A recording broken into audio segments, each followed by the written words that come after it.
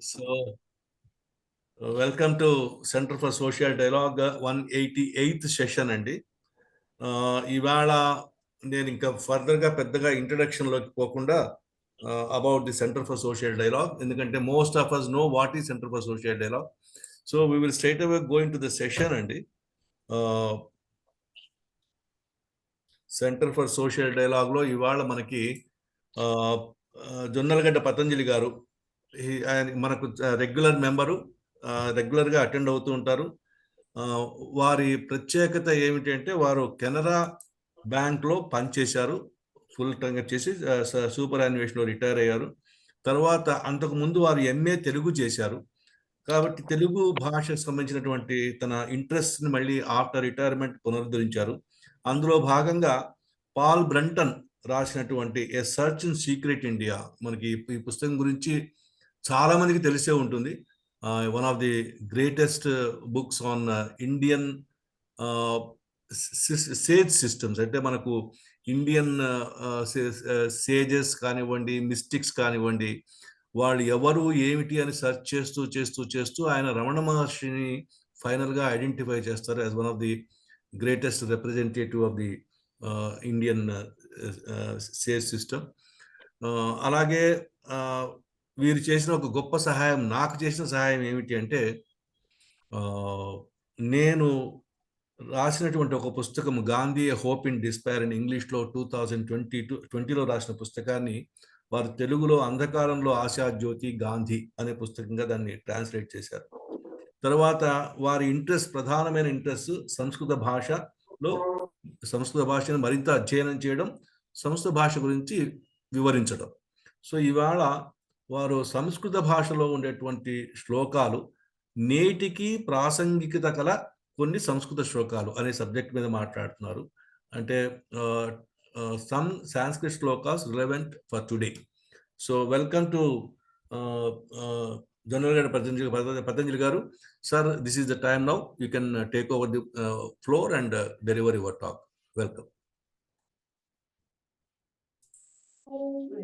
అందరికీ నమస్కారం అండి.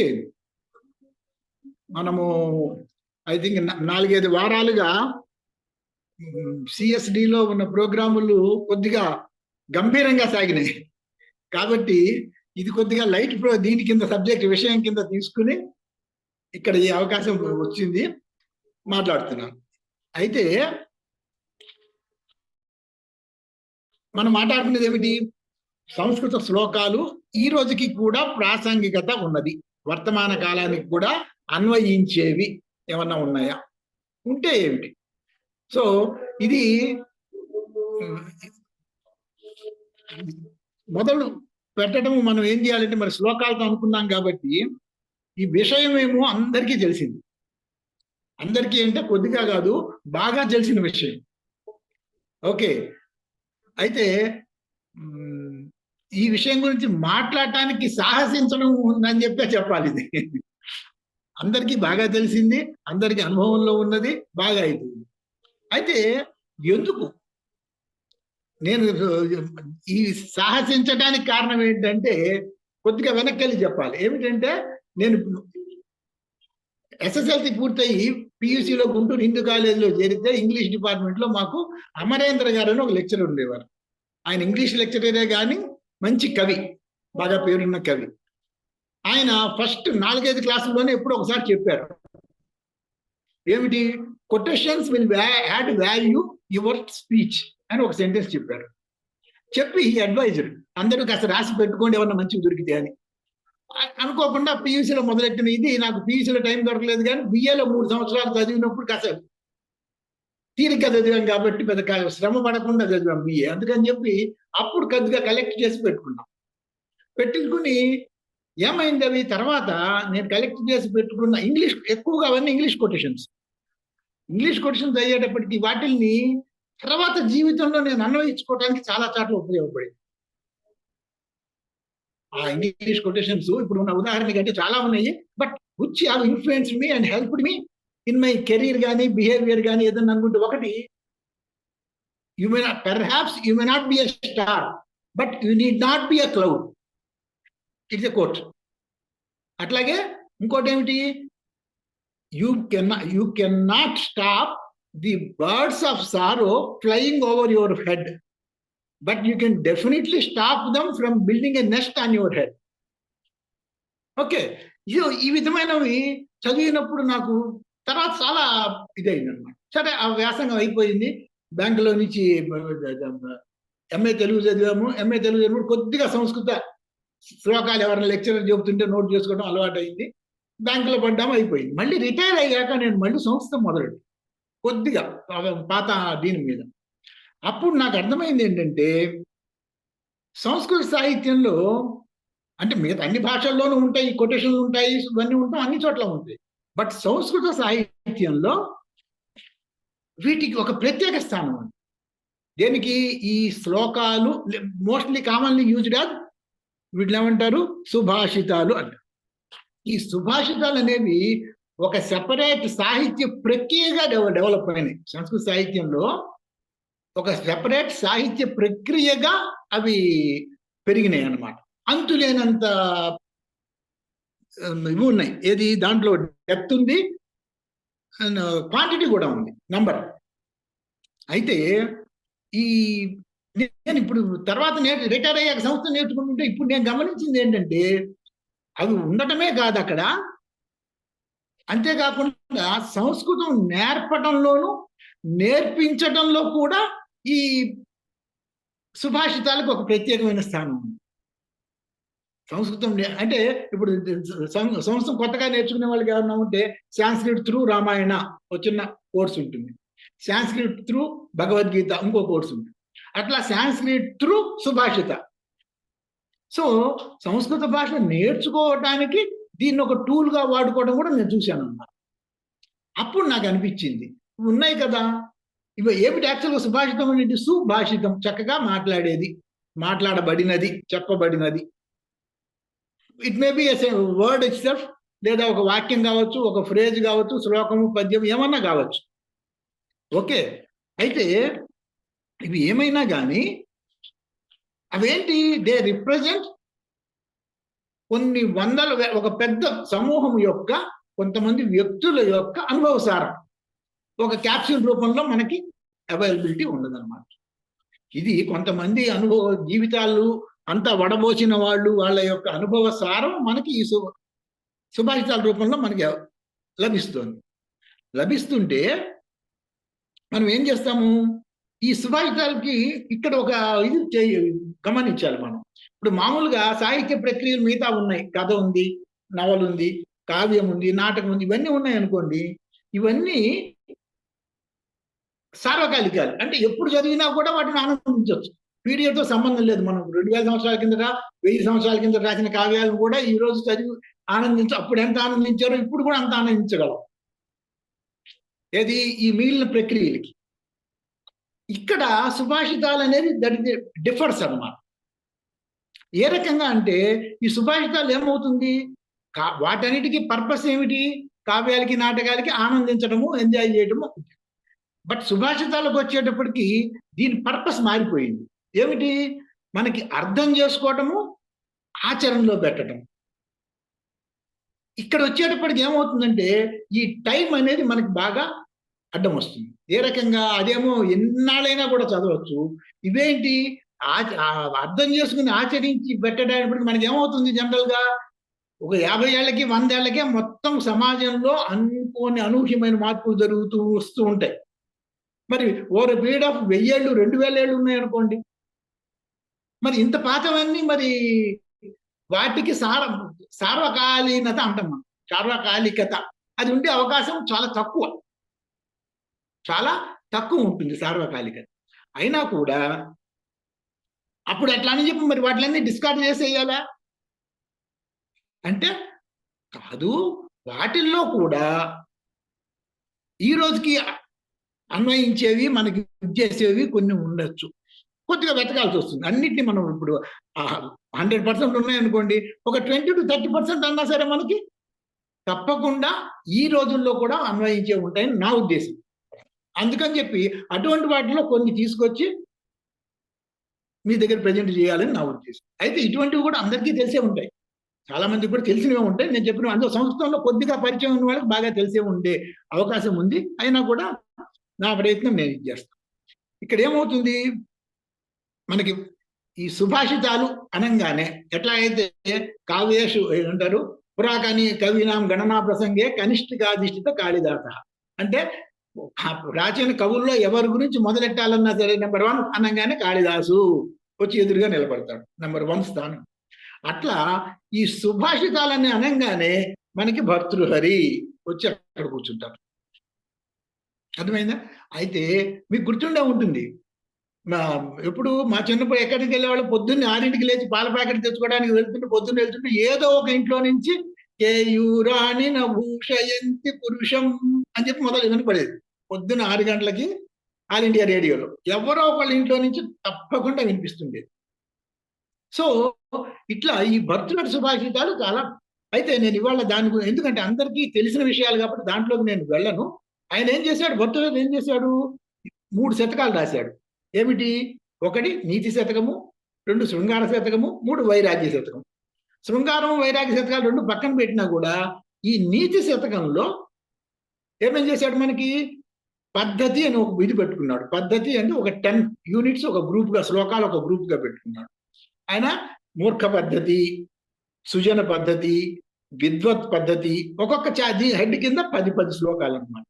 పరోపకార పద్ధతి, ధైర్య పద్ధతి, మాన శౌర్య పద్ధతి, అర్ధ పద్ధతి, దైవ పద్ధతి, దుర్జన పద్ధతి, కర్మ పద్ధతి. ఈ రకంగా 10 డివిజన్లు తీసుకుని ఒక్కొక్క దాని కింద 10 శ్లోకాలు తీసుకుని మొత్తం 100 శ్లోకాలు చేసి నీతి శతకం అని చెప్పి చేశారు. దాంట్లో నుంచి మన అదృష్టం బాగుండి ఆయన ఎంత గొప్పగా రాశాడో అంత గొప్పగా తెలుగులోకి తెచ్చాడు మన ఏనుగు లక్ష్మణ కవి అని చెప్పి. సో ఈ 100లో నుంచి ఒక 8వ 10వ శ్లోకం పద్యాలు, తెలుగు పద్యాలు తీసుకొని హై స్కూల్ లెవెల్లో కంపల్సరీగా ఇదివరకు సిలబస్ లో ఉండేవి. మరి ఇప్పుడు ఎట్లా ఉందో నాకు తెలియదు. ఓకే, సో ఇది వరకు అందుకని అందరికీ ఇవి కాస్త కూస్తే పరిచయం ఉంటుంది. అందుకని నేను ఇవాళ వాటిని పెద్ద టచ్ చేయలేదు. 1-2 శ్లోకాలు ఏమన్నా వీలైతే చెప్పుకుందాం. ఓకే, అది భర్తృహరి వరకు. అందుకని ఇప్పుడు నేనేం చేస్తున్నాను, నా దగ్గర విద్యేసి సంస్కృతం నేర్చుకునే వాళ్ళకి ప్రాథమిక స్థాయిలో ఉండేటటువంటి శ్లోకాలు, ప్రాథమిక స్థాయి అంటే చిన్నపిల్లల కోసం అని కాదు, సంస్కృతం నేర్చుకోవడంలో ప్రాథమిక స్థాయిలో ఉన్నటువంటి శ్లోకాలు కొన్ని తీసుకుని మనకి ఇప్పటికి కూడా ఇదవుతాయి అనుకున్నవి నేను చెబుదామని అనుకుంటున్నాను. డిస్ప్లే కుదరలేదు, ఎందుకో రాలేదు. డిస్ప్లే చేస్తూ నేను చెబుదాం అనుకున్నాను, అన్ఫార్చునేట్లీ ఇది రాలేదు. సరే, ఏదన్నా కానీ. అయితే ఇక్కడ ఇంకో విషయం మనం గమనించాలి. ఈ మన ప్రజల్లో ఇప్పుడు వాడుకలో ఉన్నటువంటి అనేకమైనటువంటి ఫ్రేజులు ఉన్నాయి చూసారా. సత్యమేవ జయతే, అహింసా పరమో ధర్మ, ధనమూలమిదం జగత్, కృషితో నాస్తి దుర్భిక్షం, యథా రాజా తథా ప్రజ, విద్వాన్ సర్వత్ర పూజ్యతే, అతి సర్వత్ర వర్జయేత్, బుద్ధి కర్మానుసారిణి, ఇవన్నీ వినాశకాలే విపరీత బుద్ధి, వసుదైవ కుటుంబకం, ఇవన్నీ మనకు ఫ్రేజులుగా తెలుసు, బాగా వాడుకలో ఉన్న ఫ్రేజులు. They convey lot of meaning also. అందుకనే ఈ రోజుకి దీంట్లో ఇవన్నీ కూడా ఈ సుభాషితాలలో ఉన్నటువంటి పద్య పాదాలే. ఒక్కొక్కటి ఒక్కొక్క పద్యంలో ఒక్కొక్క పాదం అన్నమాట. ఇవన్నీ కూడా డిఫరెంట్ శ్లోకాలలో ఉన్న పద్య పాదాలే ఇప్పుడు మనం చెప్పుకున్న ఈ ఫ్రేజులన్నీ కూడా. ఓకే, సరే, అవి పక్కన పెడదాం. ఇప్పుడు ఇవాళ మనం ఇక్కడి నుంచి శ్లోకాలు, ఇంకా వీటిల్లో ఇంకేమైనా ఉన్నాయి విషయం. ఓకే ఓకే, ఇప్పుడు మనకు కావాల్సింది ఏంటి, కొన్ని శ్లోకాలు మనం ఇది చేసి చేద్దాం అనుకున్నా. నేను దీంట్లోకి వెళ్ళి చెప్తాను, 1 సెకండ్. సో ఇవాళ మనం మొదటి ఇది చేస్తున్నాం కాబట్టి సంస్కృత శ్లోకాలతో మొదలెడితే మొదట నేను చెప్పాలని పని మొదట అందరికీ నమస్కారం చెప్పాలి కదా. సో సభా కల్పతరం వందే వేద శాఖోపజీవితం శాస్త్ర పుష్ప సమాయుక్తం విద్వత్ భ్రమర శోభితం. ఇది ఒక శ్లోకం. అంటే ఈ సభకి నమస్కారము, ఇక్కడ చేరిన వాళ్ళందరికీ నమస్కారం. ఎట్లాంటిది సభ? కల్పతరువు లాంటి సభ. శాఖలేమిటి, దానికి కొమ్మలేమిటి? వేదాలు అనేటటువంటి కొమ్మలు కలిగింది. దానికి పుష్పాలు ఉన్నాయి. మరి ఆ పుష్పాలు ఏమిటి? శాస్త్రాలు, పుష్పాలు. అయితే మరి పుష్పాలు ఉన్నాయి, పుష్పాలు ఉంటే ఆ శాస్త్రాలనే పుష్పాలలో ఉన్నటువంటి జ్ఞానాన్ని సేకరించడానికి విద్వాంసులనే భ్రమరాలు వచ్చినాయి. భ్రమలు వచ్చి ఉన్నాయి దేనికి? పుష్పాల్లోంచి మకరందం సేకరించడానికి. శాస్త్రాల్లో ఉన్న జ్ఞానాన్ని సేకరించడానికి విద్వాంసులు వచ్చి ఉన్నారు. అటువంటి సభకు నమస్కారం. సో అది మనం ఇక్కడ అన్వయించుకుంటే సిఎస్డి అనేది ఒక కల్పతరు అనుకుంటే అనేక రంగాల్లో వాళ్ళు ఇక్కడ ఉన్నారు, అనేక శాస్త్రాల వాళ్ళు ఉన్నారు. ఇక్కడ శాస్త్రాలు ఉన్నాయి, మనకి వైద్య శాస్త్రం ఉంది, నాట్య ఉంది, న్యాయశాస్త్రం ఉంది, విద్యా శాస్త్రం కింద తీసుకోవచ్చు, ఆర్థిక శాస్త్రం ఉంది, ఎన్ని శాస్త్రాలు ఉన్నాయి. సో ఈ శాస్త్రాలకి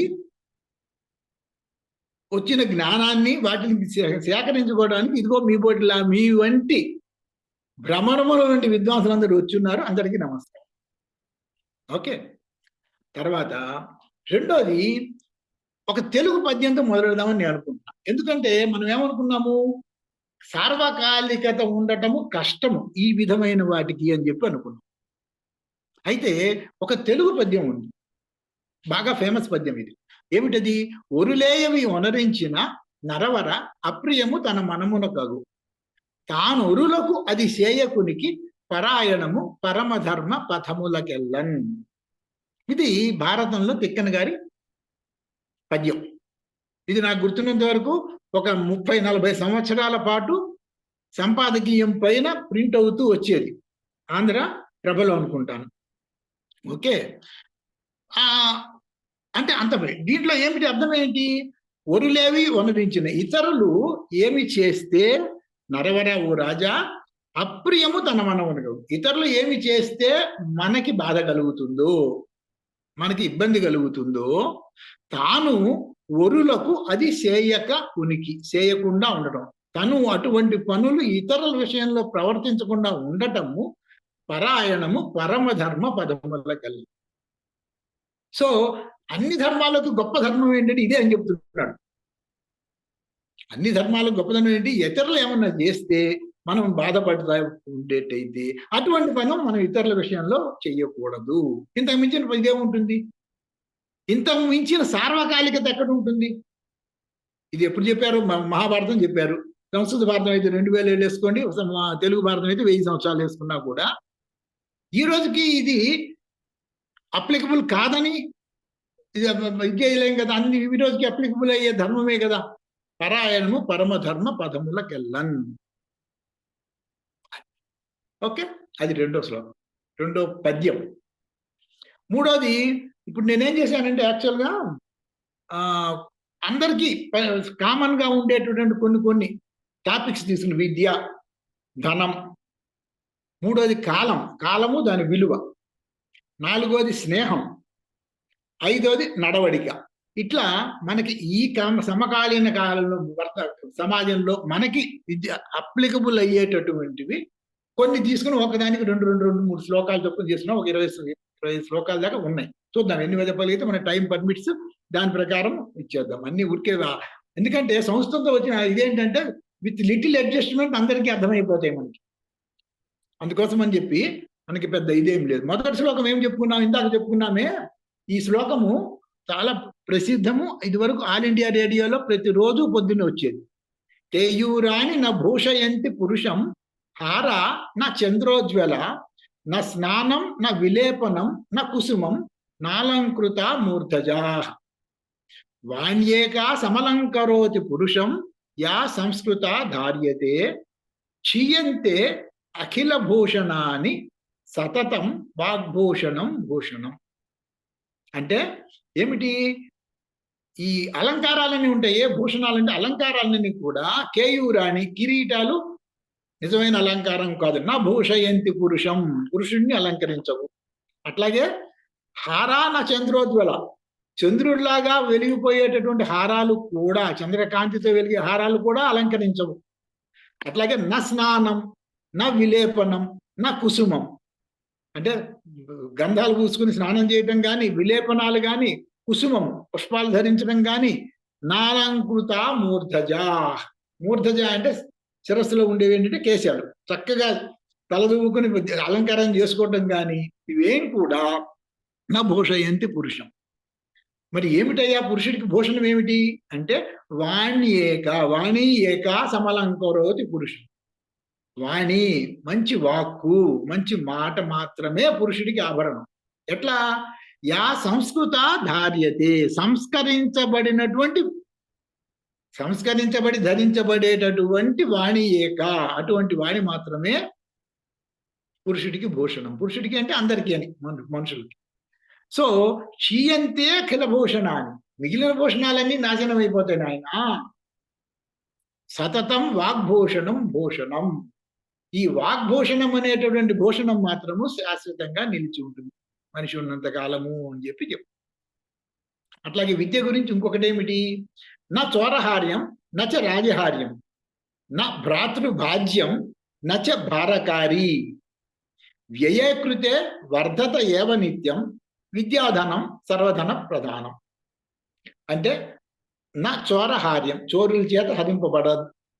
నా రాజహార్యం, రాజుల చేత లాక్కోబడదు బలవంతంగా. నా భ్రాతృభాజ్యం అంటే సోదరులతో కలిసి పంచుకోవాల్సిన అవసరం లేదు. నచ భారకారి, దాన్ని ఎక్కడికైనా తీసుకెళ్ళానా కూడా బరువేం లేదు. నీ దగ్గర జ్ఞాన సంపద ఎంత సంపద ఉన్నా కూడా అది మనసులో ఉంటుంది, కాబట్టి దాన్ని మోసుకెళ్ళాలన్న పని లేదు. అంతేకాదు వ్యయకృతే వర్ధత ఏవ నిత్యం, నువ్వు ఎంత ఖర్చు చేస్తున్నా కూడా పెరుగుతూనే ఉంటుంది, వృద్ధి పొందుతూనే ఉంటుంది. ఆ విధంగా విద్యాధనం సర్వధన ప్రధానం. ఈ విద్య అనేటువంటి ధనం ఉందే, అన్ని ధనాల్లోకి ముఖ్యమైన ధనం విద్యాధనమే. ఇంకొకటి విద్య గురించి, విద్యయా వపుషా వాచ వస్త్రేణ విభవేన చ, వకారై పంచభిర్యుక్తా నరో భవతి పూజిత. అంటే విద్య చేత, వపుష రూపము చేత, వాచ మాట చేత, వస్త్రేణ ధరించిన వస్త్రాలు చేత, విభవేన చ వైభవం అంటే అది ధనంతో సంబంధించింది కానీ, పెద్ద బిల్డింగ్ ఉండటం కానీ ఏదైనా సరే, వైభవేన చ వకారై పంచభిర్యుక్త, ఈ 5 వకారాల చేత కూడా నరో భవతి పూజిత, నరుడు పూజింపబడతాడు. దాంట్లో ప్రథమ స్థానం విద్యకి ఇచ్చారు. అయిపోయాక రెండో కేటగిరీలో టైము, సమయము, దాని విలువ. అనంత శాస్త్రం బహువేదితవ్యం, అల్పస్య కాలః బహవశ్చ విఘ్నాః, యత్ సారభూతం తత్ ఉపాసితవ్యం, హంసో యథాః క్షీరమివ అంబుమిశ్రం. అంటే ఏంటి? శాస్త్రము అనంతం, మన ఎదురుగా గొప్ప శాస్త్రం ఉంది. బహువేదితవ్యం, తెలుసుకోవాల్సింది చాలా ఉంది. శాస్త్రం అనంతము, వేదితవ్యం తెలుసుకోవాల్సింది చాలా ఎక్కువగా ఉంది. కానీ మన దగ్గర ఉన్న కాలః అల్పస్య కాలః, మన దగ్గర ఉన్న సమయం చాలా కొద్ది. ఈ కొద్ది కాలంలో కూడా మనకి బహవశ్చ విఘ్నాః, అంతులేనన్ని విఘ్నాలు, అనూహ్యమైన విఘ్నాలు ఉంటాయి. కాబట్టి ఏం చేయాలి? యత్ సారభూతం తత్ ఉపాసితవ్యం, ఏది నిజంగా సారవంతమైనదో, ఏది నిజంగా విలువైనదో, తత్ ఉపాసితవ్యం, దానిని గ్రహించడం మీద మన సమయాన్ని వెచ్చించాలి. ఎట్లా? హంసో యథా క్షీరం ఇవ అమ్ముమిశ్రం. హంస ఏం చేస్తుంది? ఎదురుగా పాలు నీళ్లు కలిపినటువంటి మిశ్రమం పెడితే దాంట్లో నుంచి నీళ్లను వదిలేసి కేవలం పాలను మాత్రమే సేకరించినట్లుగా మన ఎదురుగా మంచి చెడు అంతులేనంత ఉంటుంది ఈ ప్రపంచంలో మన ఎదురుగా. కాబట్టి మనకి టైం విలువ తెలుసు కాబట్టి దానికోసం సారవంతమైన దాన్ని, హంస పాలు మాత్రమే గ్రహించినట్లు సారవంతమైన దాన్ని మాత్రమే గ్రహిస్తూ మన సమయాన్ని చేసుకోవాలి. తర్వాత సో ఈ టైం గురించే గతే శోకం న కుర్వీత, భవిష్యం నైవ చింతయేత్, వర్తమానేషు కాలేషు వర్తయంతి విచక్షణాః. అంటే గడిచిపోయిన కాలం గురించి బాధపడద్దు. గతే శోకం న కుర్వీత, బాధపడద్దు. భవిష్యం నైవ చింతయేత్, భవిష్యత్తులో ఏమవుతుందా అని చింత కూడా వద్దు, ఆలోచన కూడా వద్దు. వర్తమానేషు కాలేషు వర్తయంతి విచక్షణాః, విచక్షణుడు అంటే ఏది చెయ్యాలి ఏది చేయకూడదని తెలిసినవాడు, అంటే బుద్ధిమంతుడు అని అర్థం. బుద్ధిమంతులు వర్తమానేషు కాలేషు వర్తయంతి. ప్రస్తుతం ఏమున్నదో దాని విషయం గురించి ఆలోచిస్తూ దాని మీదనే శ్రద్ధ పెడతారు. అయిపోయింది. మూడో ఇది స్నేహం. స్నేహం గురించి ఏం చెప్పారనుకో, స్నేహం ఎట్లా ఉంటుందిట అంటే ఆరంభ గుర్వి శైనీ క్రమేణ లఘ్వీపుర వృద్ధిముపైతి పశ్చాత్. ఏమంటాడు? ఆరంభంలో అంటే దీనికి దినస్య పూర్వార్ధ పరార్ధ భిన్న ఛాయవ మైత్రి కల సజ్జనానాం అంటే చక్కటి పోలికతో అర్థమయ్యేటి చెప్పారన్నమాట. ఏమంటారు? ఆరంభ గుర్వి, మొదట్లో చాలా ఎక్కువగా ఉంటుంది ఫ్రెండ్షిప్, స్నేహం. క్రమంగా చైనీ క్రమేణ తగ్గిపోతూ వస్తుంది. ఇది ఒక కేటగిరీ. స్నేహం ఎట్లా ఉంటుంది? మొదటిసారి చూడంగానే అంతులేనంత ఇదేసి మర్నాటి నుంచి భుజాలుగా చేతులు వేసేసుకుని కబుర్లు చెప్పుకుని తిరిగి తిరిగి తిరిగి క్రమంగా టైం ఓడిస్తున్న కొద్దీ తగ్గిపోతుంది. ఒక రకమైన స్నేహం. మరో రకమైన స్నేహం ఏం చేస్తుంది? లఘ్వీపుర, ముందేం చేస్తుంది? లఘువుగా ఉంటుంది, అంటే తక్కువగా ఉంటుంది. ఊరిని పలకరించుకోవటము ఆ లెవెల్లో మొదలవుతుంది. వృద్ధి ముపైతి పశ్చాత్, పూర్వమేమో లఘువుగా ఉండి పశ్చాత్ తర్వాత మాత్రము వృద్ధి ముపైతి, వృద్ధి పొందుతూ ఉంటుంది, క్రమంగా పెరుగుతూ ఉంటుంది ఈ స్నేహం. రెండో వెరైటీ ఆఫ్ స్నేహం ఏంటి? క్రమంగా పెరుగుతూ ఉంటుంది. ఇవి రెండు రకాలు చెప్పాడు. ఇది అర్థం కావడం కోసం ఏం చెప్తున్నాడు? దినస్య పూర్వార్ధ పరార్ధ భిన్నా. రోజు ఉంది, రోజులో పూర్వార్ధము అంటే మధ్యాహ్నం వరకు ఉన్న టైం, పరార్ధము మధ్యాహ్నం నుంచి సాయంత్రం దాకా ఉన్న టైం. అంటే ఒక ఓపెన్ ప్లేస్ లో ఒక కర్ర లాంటిది పాతి అక్కడ మనం పెడితే ఆగితే ఏమవుతుంది? సూర్యుడు ఉదయిస్తాడు. సూర్యుడు ఉదయిస్తే ఏమవుతుంది? సూర్యుడి ఎండ పడుతుంది, ఈ కర్ర మీద పడుతుంది, దాని నీడ రెండో పక్క పడుతుంది. అది ఎక్కడ దాకా పడుతుంది? సూర్యుడు వేస్తూ ఉంటే చాలా దూరంగా ఉంటుంది, చాలా దూరంగా పడుతుంది. క్రమంగా సూర్యుడు పెరుగుతూ వచ్చి మధ్యకి వచ్చేటప్పటికి అది తగ్గుతూ తగ్గుతూ తగ్గుతూ వచ్చి జీరో అయిపోతుంది. మళ్ళీ సూర్యుడు రెండో పక్క దిగటం మొదలెడతాడు, అప్పుడు నీడ మెల్లిగా మొదలవుతుంది. కొద్దిగా క్రమంగా సూర్యుడు దిగుతూ దిగుతూ దిగుతూ వెళ్తుంటే ఈ నీడ పెరుగుతూ పెరుగుతూ మళ్ళీ సాయంత్రానికి చాలా పెద్దదవుతుంది. అందుకని దీన్ని ఏం చెప్తాడు? ఇది అర్థం చెప్తూ దినస్య పూర్వార్ధ పరార్ధ భిన్న ఛాయా ఇవ మైత్రి కల సజ్జనానాం. స్నేహముట కలుడు అంటే దుర్మార్గులు లేకపోతే దుష్టులు, దుష్టుల మధ్య స్నేహముట ఎట్లా ఉంటుంది? పూర్వార్ధ ఛాయా ఇవ, పొద్దుటిపూట ఎండలాగా ముందు చాలా పెద్దదిగా ఉంటుంది, గట్టిగా మొదలైపోతుంది ఆరంభంలోనే, క్రమంగా తగ్గిపోతుంది. సజ్జనానాం అంటే మంచి మనుషుల మధ్య ఉండేటటువంటి స్నేహం ఉంటుందే, ఆ మధ్య వాళ్ళ స్నేహం మాత్రము పరార్ధ రోజులో అంటే మధ్యాహ్నం నుంచి సాయంత్రం పెరిగే ఎండలాగా క్రమంగా పెరుగుతుంది అంటాడు స్నేహం గురించి. రెండో శ్లోకము స్నేహం గురించి, వ్యాధితస్య అర్ధహీనస్య దేశాంతరగతస్య చ నరస్య శోకదగ్ధస్య సుహృత్ దర్శనం ఔషధం. అంటే వ్యాధితో బాధపడుతున్న వాడికి, వ్యాధితస్య వాడికి, అర్ధహీనస్య ధనము లేక ఇబ్బందులు పడుతున్న వాడికి, దేశాంతరగతస్య చాలా కాలం వేరే దేశంలో ఉన్నవాడికి, నరస్య శోకదగ్ధస్య శోకం చేత దహించిపోతున్నటువంటి మనస్సు కలిగిన నరస్య ఆ నరుడికి సుహృత్ దర్శనం ఔషధం. ఔషధం ఏంటయ్యా అంటే బాగా పనిచేసే ఔషధం ఏంటంటే సుహృత్. సుహృత్ అంటే ఫ్రెండ్ అన్నమాట, మిత్రుడు అని అర్థం. సుహృత్ దర్శనమే ఔషధం. ఈ 5 విధాలుగా వ్యాధిలో ఉన్నవాడికి, ధనం లేని బాధపడుతున్న వాడికి, దేశాంతరంలో ఉన్నవాడికి, శోకదగ్ధుడై ఉన్నవాడికి, నరుడికి మిత్రులను చూడటం ఉంది చూసారా, అదే ఔషధం లాగా పనిచేస్తుంది. వ్యాధి సుహృద్ దర్శనం ఔషధం. సో స్నేహంలో ఇంకొకటి, ఇది జాగ్రత్తగా చూడాలి. ఏమిటి?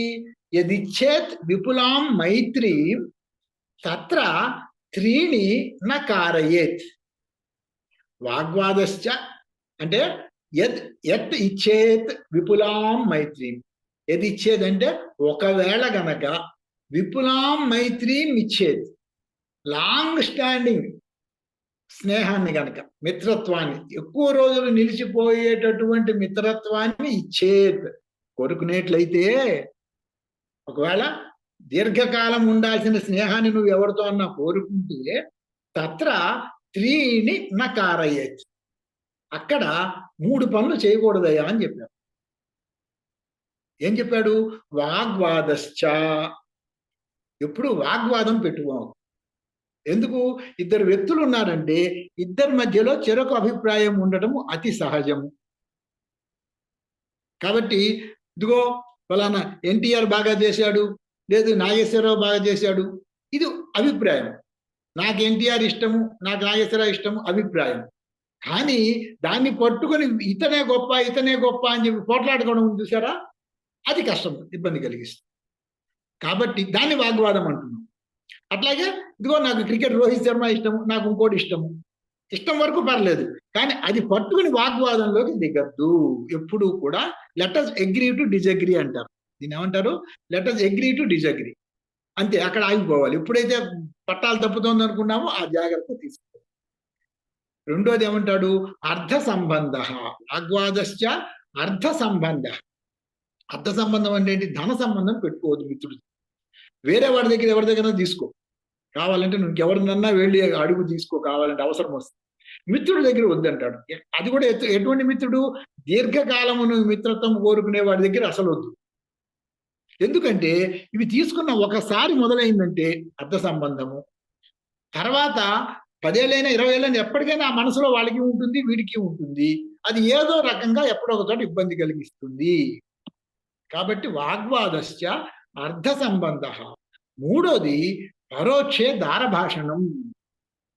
మిత్రుడు ఉన్నాడు, అందులో ఈ రోజుల్లో ఇది ముఖ్యం, ఎందుకంటే అందరూ వెళ్ళిపోయి రకరకాల చోట్ల ఉండే రోజులు. పరోక్షే దారభాషణం అంటే మిత్రుడు ఉన్నాడు, మిత్రుడు ఇంటికి వెళ్తావు, వాళ్ళ ఇంట్లో కూర్చుంటావు, మాట్లాడతావు, మిత్రుడితో గంటల గంటలు మాట్లాడతావు, మిత్రుడి భార్యతో కూడా మాట్లాడతావు, తప్పులేదు, పరోక్ష. కానీ ఎప్పుడైనా మిత్రుడు లేడనుకోండి, వాళ్ళ ఇంటికి వెళ్ళావు, ఆయన లేడు, ఓహో లేడా అని చెప్పి వెనక్కి రావడం శ్రేయస్కరము. అంతేగాని అక్కడే కూర్చుని బాతాహాని వేయొద్దు. పరోక్షే దార అంటే భార్య. పరోక్షే దార భాషణం అంటే మిత్రుడు లేని సమయంలో అతని భార్యతో మాట్లాడుతూ. సో ఈ 3 కనుక అవాయిడ్ చేస్తే మిత్రత్వం ఎక్కువ రోజులు ఉంటుంది నాయన అని. తర్వాత భార్య యొక్క ఇంపార్టెన్స్ ఏంటి అని చెప్పేటానికి ఒక శ్లోకం ఉంది. చాలా ఉన్నాయి, నేను చెప్పాక నేను ఓన్లీ ర్యాండమ్ శాంప్లింగ్ కింద తీసుకు. వృక్షమూలేపి దయిత యత్ర తిష్టతి తద్గృహం, ప్రాసాదోపి తయాహీన కాంతార ఇది నిశ్చితం. అంటే దయిత అంటే భార్య, ప్రియమైనది అని అర్థం. దయిత అంటే ప్రియమైనది భార్య అని అర్థం. మనం దీంట్లో వస్తుంది, సుప్రభాతంలో వస్తుంది, శ్రీ వెంకటేశ దయితే తవ సుప్రభాతం అని చెప్పి లక్ష్మీదేవిని గురించి, శ్రీ వెంకటేశ దయితే తవ సుప్రభాతం. కాబట్టి ఈ దయిత అంటే భార్య. కాబట్టి వృక్షమూలేపి దయిత ఎత్ర తిష్టతి తద్గృహం. భార్య ఎక్కడ ఉంటుందో అదేనైనా నీకు ఇల్లు. అది లెట్ ఇట్ బి వృక్షమూలేపి అంటే చెట్టు కింద అయినా సరే, నువ్వు చెట్టు కింద తీసుకెళ్లి భార్యను పక్కన పెట్టుకుని కూర్చుంటే అదే నీకు గృహము. వృక్షమూలేపి దయిత ఎత్ర తిష్టతి తద్గృహం. ప్రాసాదోపి తయాహీన. ఆవిడ గనక లేకపోతే, ఆవిడ కనుక తోడు లేకపోతే, పక్కన లేకపోతే, ప్రాసాదోపి, ప్రాసాదం అంటే పెద్ద భవనం అన్నమాట. ఎంత పెద్ద భవనం అయినా సరే కాంతార ఇది నిశ్చితం, అది అరణ్యంతో సమానమేరా నాయన అని చెప్పి. నిశ్చయంగా అది అరణ్యమే, దాంతో సమానమే. కాబట్టి భార్యకి ఇవ్వాల్సిన స్థానము, దాని విలువ. ఓకే. తర్వాత ధనం గురించి మన వాళ్ళు కూడా ఎప్పుడు కూడా ధనము వద్దు అని చెప్పలే. ధనం ఏదో చెడ్డ విషయము, దాన్ని చేయాలో దూరం పెట్టాలో ఇటువంటిది ఇది లేదు. మనకు కూడా ఏం చెప్పారు? ధనము ధర్మబద్ధంగా ఉండాలి సంపాదన. రెండోది ఏం చెప్పారు, ధనము మితంగా ఉండాలి, అంటే ఆశ ఉండకూడదు. అది అంతులేనంత ఆశతో ధన సంపాదన వద్దని చెప్పారు తప్పితే ధనం దూరం పెట్టమని అనలే. అందుకని ఏమంటాడు, మాతా నిందతి నాభినందతి పిత, భ్రాత న సంభాషతే, భృత్య కుప్యతి, నానుగచ్చతి సుతః, కాంతాపి నాలింగతే, అర్థ ప్రార్థన శంకయా న కురితే సల్లాప మాత్రం సుహృత్, తస్మాత్ అర్థముపార్జయ శృణు సఖే అర్ధేన సర్వే వశా. ఏం చెప్తున్నాడు, శృణు సఖే, ఓ మిత్రుడు, ఒక మిత్రుడికి ఇచ్చే సలహా అన్నమాట. శృణు సఖే, ఓ మిత్రుడా విను. ఏమంటాడు, ధనం గనక లేకపోతే మాత నిందతి, తల్లి నిందిస్తుంది, నాభినందతి పిత, తండ్రి మెచ్చుకోడు, భ్రాత న సంభాషతే, సోదరుడు కూడా నీతో మాట్లాడటానికి వెనక ముందు చూస్తాడు, పెద్ద పట్టించుకోడు, భృత్య కుప్యతి, పనిచేసే సేవకుడు, ఇంట్లో పనిచేసే సేవకుడు కూడా గౌరవం ఇవ్వడు, నానుగచ్చతి సుతః, సుతః అంటే కుమారుడు, పిల్లవాడు కూడా నా అనుగచ్చతి, నీ మార్గంలో రాడు, అంటే నువ్వు చెప్పిన మాట వినడు, కాంతాపి నాలింగతే, భార్య కూడా ఇష్టపడదు, అర్థ ప్రార్థన శంకయ నా కురితే సల్లాప మాత్రం సుహృత్. సుహృత్ అంటే మిత్రులు, ఫ్రెండ్స్ కూడా ఏం చేస్తారు, నా కురితే సల్లాప మాత్రం, వాళ్ళు కూడా నీతో కబుర్లు చెప్పడానికి కూడా ముందు ఇంట్రెస్ట్ చూపించరు. ఎందుకు, అర్థ ప్రార్థన శంకయ, ఎవరే వీడొస్తే ఏమన్నా డబ్బులు అడుగుతాడేమోరా అనే సందేహంతో మిత్రులు కూడా దూరం పెడతారు. తస్మాత్ అర్థం ఉపార్జయ, అందుకని ధనం సంపాదించిన ఆయన. ఎందుకు ఇది, ఎందుకంటే ఇక్కడ చెప్పబడుతున్న మిత్రుడు ఎవరంటే సుతః అంటున్నాడు. నానుగచ్చే సుత అంటే కుమారుడు వచ్చే వయసులో వచ్చినా కూడా, కుమారుడు ఉన్నా కూడా వీడికి అర్థం ధన సంపాదన మీదకి వాటి మీదకి వెళ్ళలేని వాడికి ఒక మిత్రుడు చెబుతున్న సలహా అన్నమాట. అందుకని శృణు సఖే అర్ధేన సర్వే వశా, అర్థం నీ దగ్గర ధనం ఉంటేనైనా వీళ్ళందరూ కూడా నీకు వసూలై ఉంటారు, చెప్పిన మాట వింటారు, తగిన గౌరవం ఇస్తారు అని. ఇంకొకటి ధనం గురించి, దానం భోగో నాశః తిస్రో గతయో భవంతి విత్తస్య. విత్తం ధనానికి తిస్రో గతయ, 3 గతులు ఉంటాయి అంటారు, 3 స్టేజీలు ఉంటాయి ధనానికి. ఏమిటిట, ధనం దానము, దానం చేయటము, భోగము అనుభవించటము, నాశము అది నశించిపోవటం. ఈ 3 డిఫరెంట్ స్టేజెస్ ఆఫ్ మనీ. కాబట్టి ఈ విత్తం ఉంటే యహ న దదాతి న భుంక్తే, ఎవడైతే న దదాతి దానం చేయడో, నా భుంక్తే వాడు అనుభవించడో, 3 స్టేజ్లు చెప్పి దాంట్లో ఏమంటున్నాడు, దానము భోగము నాశము, దాంట్లో ఎవడైతే ఇవ్వడో, ఎవడైతే తను అనుభవించడో, తస్య తృతీయ గతిర్భవతి. అంటే ఏ ధనమైతే దానం ఇవ్వబడదో, ఏ ధనమైతే అనుభవించబడదో దానికి 3వ స్థితి మాత్రమే దక్కుతుంది. తస్య తృతీయ గతిర్భవతి. తృతీయ గతి ఏమిటి, నాశం. కాబట్టి అటువంటి ధనం నశిస్తుంది. ఇంకోటికి దానం అన్నా ఇయ్యి, లేదా నువ్వు అనుభవించు. ఈ 2 చేయకుండా ఉన్నామంటే మాత్రము పూర్వం చెప్పేవాళ్ళే రాజుల పాలైపోయిందని చెప్పో, లేకపోతే ఇదేంది. సో ఆ రకంగా ఏదో నాశం అవుతుంది తప్పితే ఇది ఉండదు అని చెప్పి. తర్వాత ఎఫర్ట్ అంటే ప్రయత్నం ఉన్నది చూసారా, ఇది చాలా ముఖ్యమైన విషయం. ఏదన్నా ఏది సాధించాలన్నా కూడా ఏముండాలి, ప్రయత్నం ఉండాలి. కాబట్టి ఈ ప్రయత్నం గురించి ఒక 4-5 శ్లోకాలు ఉన్నాయి.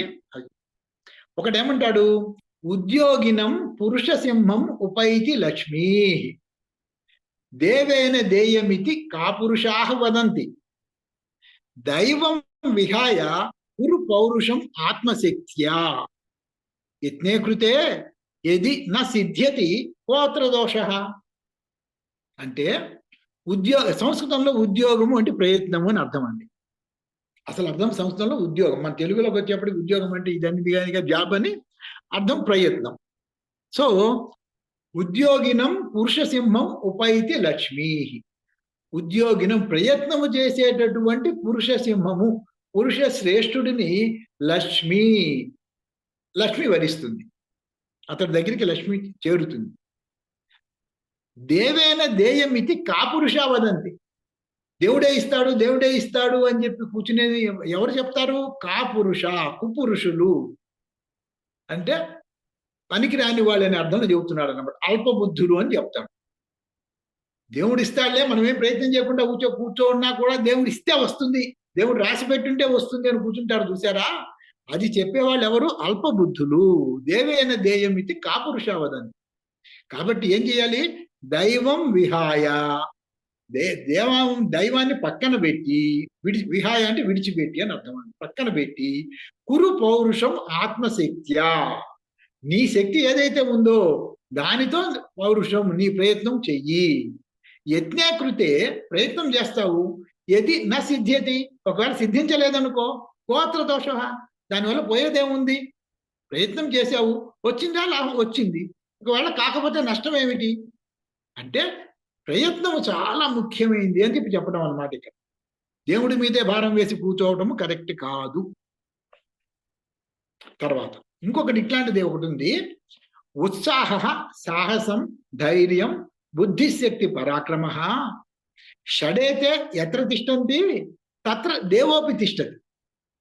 అంటే 6 లక్షణాలు చెప్పాడు. ఉత్సాహము అంటే ఏదైనా పని చేయాలనేటటువంటి ముందు అసలు ఆ జోష్ ఉండాలి మనిషిలో. ఉత్సాహము, సాహసము, సాహసం ఉండాలి. కొత్త విషయం అయినా సరే ధైర్యం ఇచ్చేసి చేయటం. ధైర్యం ఉండాలి, చేసేటటువంటి పని చేయాలడానికి ధైర్యం ఉండాలి. బుద్ధి ఉండాలి, ఆలోచన శక్తి ఉండాలి. ఈ శక్తి ఉండాలి, పరాక్రమం ఉండాలి. సో ఇవేంటంటే పనికి అని చెప్పాడు. ఈ పని ఏదైనా కావచ్చు, అంటే యుద్ధం కావచ్చు, ఇంకోటి కావచ్చు, ఏదన్నా కావచ్చు. ఈ ఏదన్నా సరే సాధించాలంటే ఈ ఉత్సాహము, సాహసము, ధైర్యము, బుద్ధి, శక్తి, పరాక్రమ, ఈ 6 షడేతే ఎత్ర తిష్టంతి. ఈ 6 ఎక్కడ ఉంటాయో తత్ర దేవోపి తిష్టతి, దేవుడు అక్కడే ఉంటాడు నాయన. దేవుడు ఎక్కడి నుంచో దిగిరాడు. ఈ 6 ఉన్న చోట తప్పకుండా సక్సెస్ ఉంటుంది, విజయం ఉంటుంది. అక్కడే దేవుడు, అదే దేవుడు అని చెప్పడం అన్నమాట. తర్వాత ఇంకొకటి చెప్తున్నాడు. ప్రయత్నానికి వచ్చేప్పటికీ షట్ దోషా పురుషేన ఇహ హాతవ్య భూతిమిచ్చత. నిద్ర, తంద్ర, భయం, క్రోధ, ఆలస్యం, దీర్ఘసూత్రత. ఏమంటాడు? షట్ దోషా పురుషేన ఇహ. ఇహ అంటే ఈ లోకంలో. షట్ దోషా పురుష, ఈ పురుషుడికి 6 రకాలైనటువంటి దోషాలు ఉన్నాయి.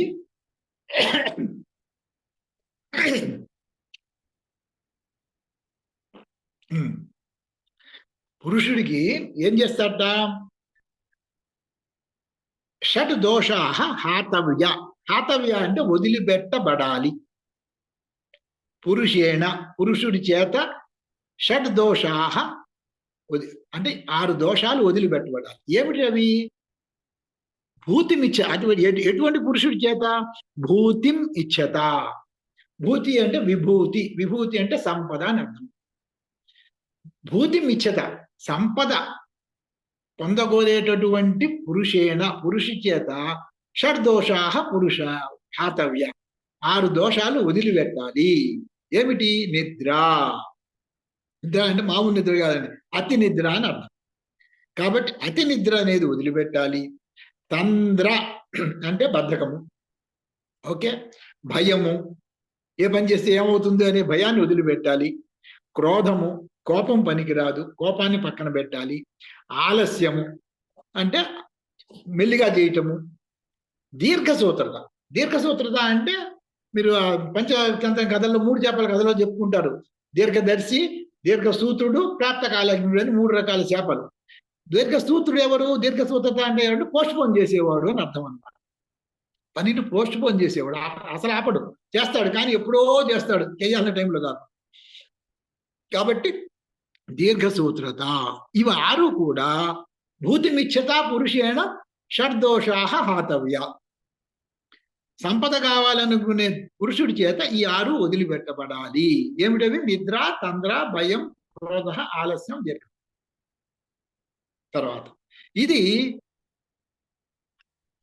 తెలుగులో బాగా ప్రఖ్యాతమైనటువంటి ప్రసిద్ధి ఉంది. ఆరంభింపరు నీచ మానవులు ఆరంభించి పరిత్యజింతురు కదా మధ్యమున. ఇది భర్తృహరి సుభాషితాల్లోది. దానికి సంస్థం ఏంటి? ప్రారభ్యతే నఖలు విఘ్న భయేన నీచై, ప్రారభ్య విఘ్న నిహత విరమంతి మధ్యా, విఘ్నై ముహుర్ముహురపి ప్రతిహన్యమానా, ప్రారబ్ధం ఉత్తమ గుణా న పరిత్యజంతి. అంటే నీచై, నీచులు ఏం చేస్తారట? ఖలు విఘ్న భయేన, మొదలెడితే ఏదన్నా ఆటంకాలు వస్తాయో అని ముందరే ఎక్కువ ఊహించుకొని నా ప్రారభ్యతే, పని మొదలెట్టాడు. ఎవరు? ఖలుడు, దుర్మార్గులు, లేకపోతే నీచులు పనే మొదలెట్టారు అసలు వాళ్ళు.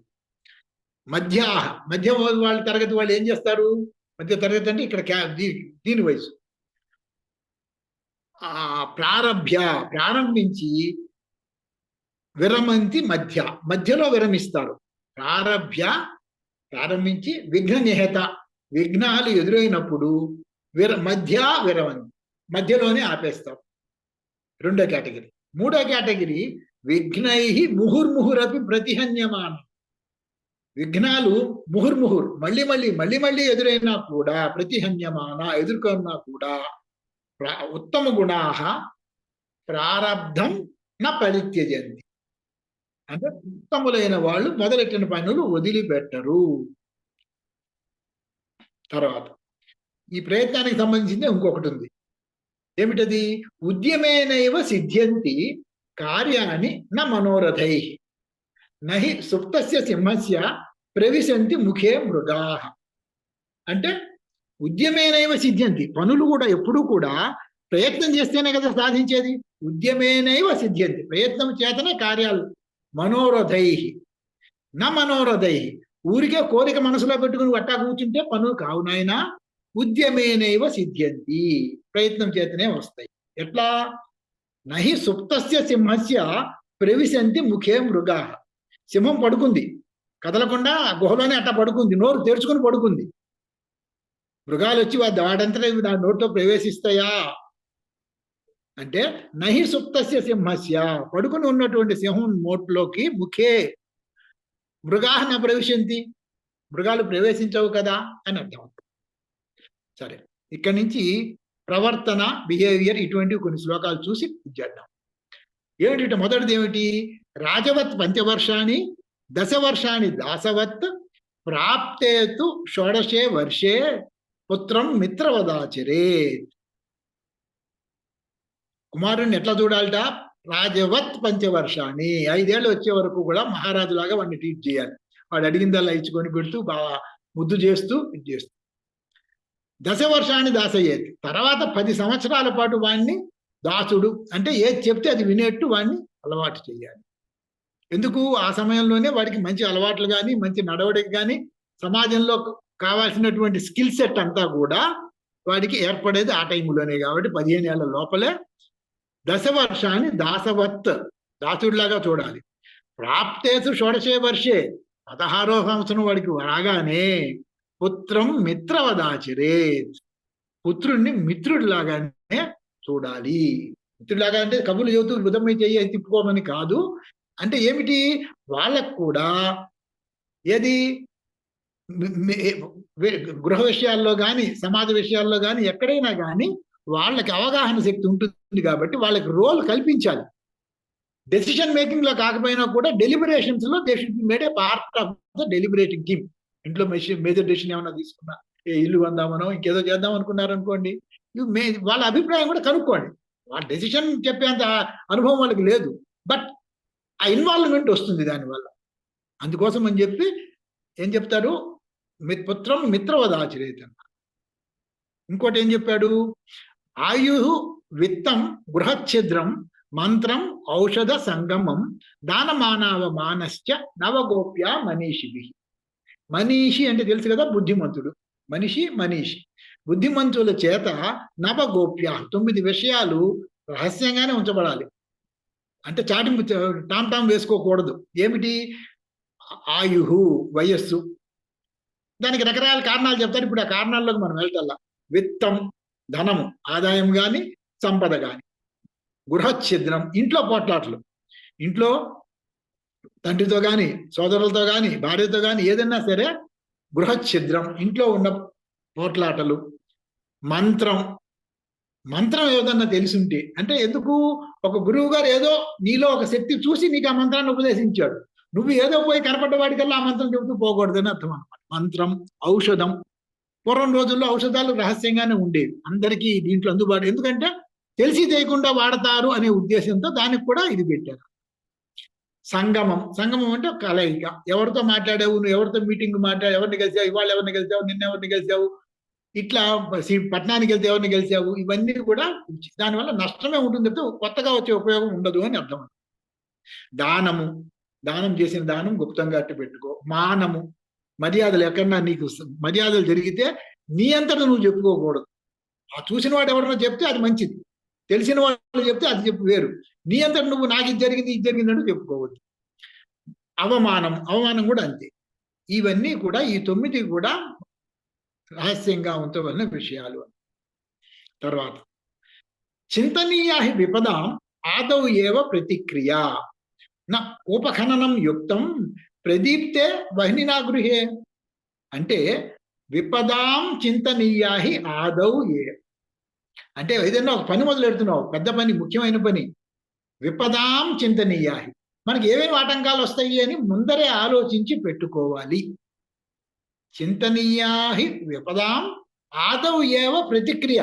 అంతేకాదు ఆ విఘ్నం వస్తే మనం ఏం చేయాలి, దానికి ప్రతిక్రియ ఎట్లా సాల్వ్ చేయాలి, ఈ రెండు కూడా ముందరే ఆదౌ ఏవ, ముందరే ఆలోచించి పెట్టుకోవాలి. నా కోపఖననం యుక్తం ప్రదీప్తే వహ్నినా గృహే, అంటే ఇల్లు అంటుకున్నాక అప్పుడు బావి తవ్వడం మొదలెడితే ఎట్లా ఉంటుందో అట్లా ఉంటుంది నాయన, తర్వాత అయితే అని చెప్పాడు అన్నమాట.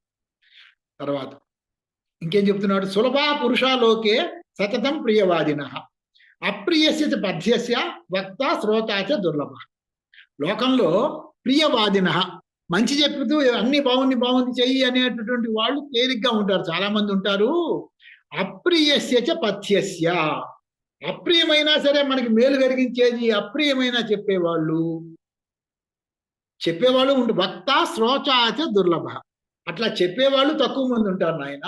మన మేలు కోరేవాళ్ళు నిజంగా మేలు కోరేవాళ్ళను, అట్లాగే అది చెబితే వినేవాళ్ళు కూడా తక్కువ మందే ఉంటాడు. వక్త శ్రోతాచ దుర్లభ. తర్వాత అతి పరిచయాత్ అవజ్ఞ సంతత గమనాత్ అనాదరో భవతి. మలయే బెల్లపుర అంటే ఏం చెప్తున్నాడు? అతి పరిచయాత్ అవజ్ఞ. బాగా తెలిస్తే వాళ్ళ గురించి మనం కొద్దిగా మొదటిసారి ఉంది అనుకోండి, గౌరవం, ఫలానా వాడు గొప్పవాడు, వాడితో ఎక్కువ పరిచయం దగ్గర కొద్దిగా ప్రాక్సిమిటీ ఉన్న కొద్దీ వాళ్ళ గురించి గౌరవం తగ్గుతూ ఉంటుంది అంటాడు అనమాట. అతి పరిచయాత్ అవజ్ఞ. అవజ్ఞ అంటే కొద్దిగా తక్కువగా చూడటాన్ని అవజ్ఞ. సంతత గమనాత్ అనాదరో భవతి. మిత్రుడు గాని బంధువులు గాని ఎవరన్నా గాని సంతత గమనాత్ అనాదరో భవతి. 6 నెలలకు, సంవత్సరానికి ఒకసారి వెళ్ళాం బంధువుల ఇంటికి, ఆ ట్రీట్మెంట్ ఒక రకంగా ఉంటుంది. నెలకోసారి వెళ్తున్నాం, ఇంకొక రకంగా ఉంటుంది. రోజు వెళ్ళి వాళ్ళ ఇంట్లో కూర్చుంటున్నాము, ట్రీట్మెంట్ వేరుగా ఉంటుంది. ఇవన్నీ వివరించి చెప్పాల్సినవి కాదు, బట్ దాంట్లో తేడా ఉంటుంది. ఆయన అతి పరిచయాల వగ్న సంతత గమనాత్ అనాదరో భవతి. దానికి ఎగ్జాంపుల్ ఏం చెబుతున్నాడు? మలయే, కొండలలో బిల్లపురంధ్రి పోయే యువతులు ఉంటారే, వాళ్ళు ఏం చేస్తారట? చందన తరు కాష్టం ఇంధనం కుడితే. చందనం, గంధపు చెక్కని మనం ఇక్కడ చిన్న మొక్క దొరికితే దాన్ని పెట్టుకుని ఇంట్లో పోసుకుని 5 సంవత్సరాల పాటు దాన్ని అరగదీసి వాడతాం. వాళ్ళకేమిటి? చందనం చెట్ల చుట్టూ ఉంటాయి. ఇంట్లో పొయ్యిలోకి పెట్టుకోవాలా, తీసుకురా, కొమ్మ తీసుకురా అంటారు వాళ్ళు. కొమ్మను అరుకు తీసుకురా, చందన తరు కాష్టం, దాన్ని తీసుకొచ్చి ఇంధనం కింద వాడతారు. ఎందుకు? అతి పరిచయ, అతిగా ఉన్నది వాళ్ళ చుట్టూ అదే కనపడుతుంది కాబట్టి. ఇంకొకటి బిహేవియర్ విషయంలో ప్రత్యక్షే గురోహ స్తుత్యా పరోక్షే మిత్ర బాంధవా కర్మాంతే దాసభృత్యాశ్చ న కదాచన పుత్రకా.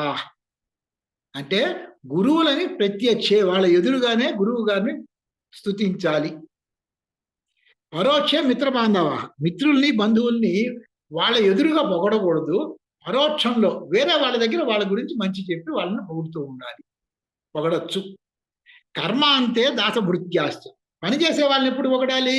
పని పూర్తయ్యాక అరే బాబు బాగా చేసేవారు నాయన అని చెప్పి అప్పుడు పొగడాలి. కానీ మొదలెట్టేటప్పుడే నువ్వు బాగా చేస్తావు అని చెప్పి మొదటే వాళ్ళని పొగడకూడదు. ఇది దాసభృత్య ఆఫీసుల్లో అయినా పనికొస్తుంది. మరి నా కదాచన పుత్రకా, పుత్రుడిని మాత్రం ఎప్పుడూ వద్దన్నారు. ఇది మన వాళ్ళ దీని మీద కథలు ఉన్నాయి, భారవి వాళ్ళందరి కథలు కూడా ఉన్నాయి. ఇదే తండ్రి ఎప్పుడు మెచ్చుకోకపోవడం మీద ఇది కావడం మనకి. సో ఇంకొక 5 నిమిషాలు నేను క్లోజ్ చేస్తానండి. సో నా కదాచన పుత్రకా, ఎప్పుడు కూడా పుత్రుణ్ణి మాత్రము మెచ్చుకోవద్దు, తండ్రి మెచ్చుకోకూడదు. ఎందుకు అంటే గర్వం వచ్చి అహంకారం వచ్చి కొత్తగా నేర్చుకునేది జ్ఞానాన్ని, అంటే ఇది వరకు పూర్వం జ్ఞానం గురించి వచ్చేది కాబట్టి చెప్పారన్నమాట. వాళ్ళు దాంతో నేర్చుకోవడము కష్టపడటం ఇవి మానేస్తారేమో అని చెప్పి అది చెప్పారన్నమాట. ఓకే. తర్వాత మహాత్ములు అంటే ఎట్లా ఉంటారు? మనస్యేకం వచస్యేకం కర్మణ్యేకం మహాత్మనాం, మనస్సన్యత్ వచస్సన్యత్ కర్మణ్యన్యత్ దురాత్మనం. అంటే మా గొప్పవాడంటే ఎవడు నాయన? మహాత్ముడు అంటే ఎవరంటే ఎవరికైతే మనస్సు ఏకం, మనస్సు వచస్సు కర్మ ఈ 3 కూడా ఒకటే స్ట్రైట్ లైన్ లో ఉంటాయో, అంటే మనసులో ఏమనుకుంటాడో అదే మాట చెబుతాడు బయటికి, అదే ఆచరిస్తాడు కర్మలో, వాడు మహాత్ముడు. అంతే, ఇక వేరే డెఫినేషన్ అక్కర్లా. అర్థమైందా? దుర్మార్గుడు ఎవడు? మనస్సన్యత్ వచస్సన్యత్ కర్మణ్యన్యత్. మనసులో ఒకటి పెట్టుకుంటాడు, బయటకు ఒక్కొక్క మాట చెబుతాడు, చేతకొచ్చేప్పుడు ఇంకోటి చేస్తాడు. వాడు నిశ్చయంగా దుర్మార్గుడే, సందేహం లేదు. ఓకే. సత్పురుషుడు ఎవరు? ఛాయాం అన్యస్య కుర్వంతి తిష్టంతి స్వయం ఆతపే ఫలాన్యపి పరార్థాయ వృక్షాః సత్పురుష ఇవ. అంటే వృక్షం ఏం చేస్తుందిట? నీడిస్తుంది వచ్చిన వాడికి, దాంతోపాటు పళ్ళును కూడా ఇస్తుంది. ఇప్పుడు తను ఎండని భరిస్తూ సూర్యుడి దగ్గర నుంచి వచ్చే వండనంతా కూడా తను అబ్జర్వ్ చేసుకుంటూ చెట్టు నీడనిస్తుంది, అంతేకాదు ఫలాలను కూడా ఇస్తుంది తనని ఆశ్రయించిన వాళ్ళకి. అట్లాగే సత్పురుషుడు కూడా తనని ఆశ్రయించిన వాళ్ళకి తను కష్టపడుతూ అయినా సరే వాళ్ళ మేలు చేస్తాడు, వాడు సత్పురుషుడు అన్నాడు.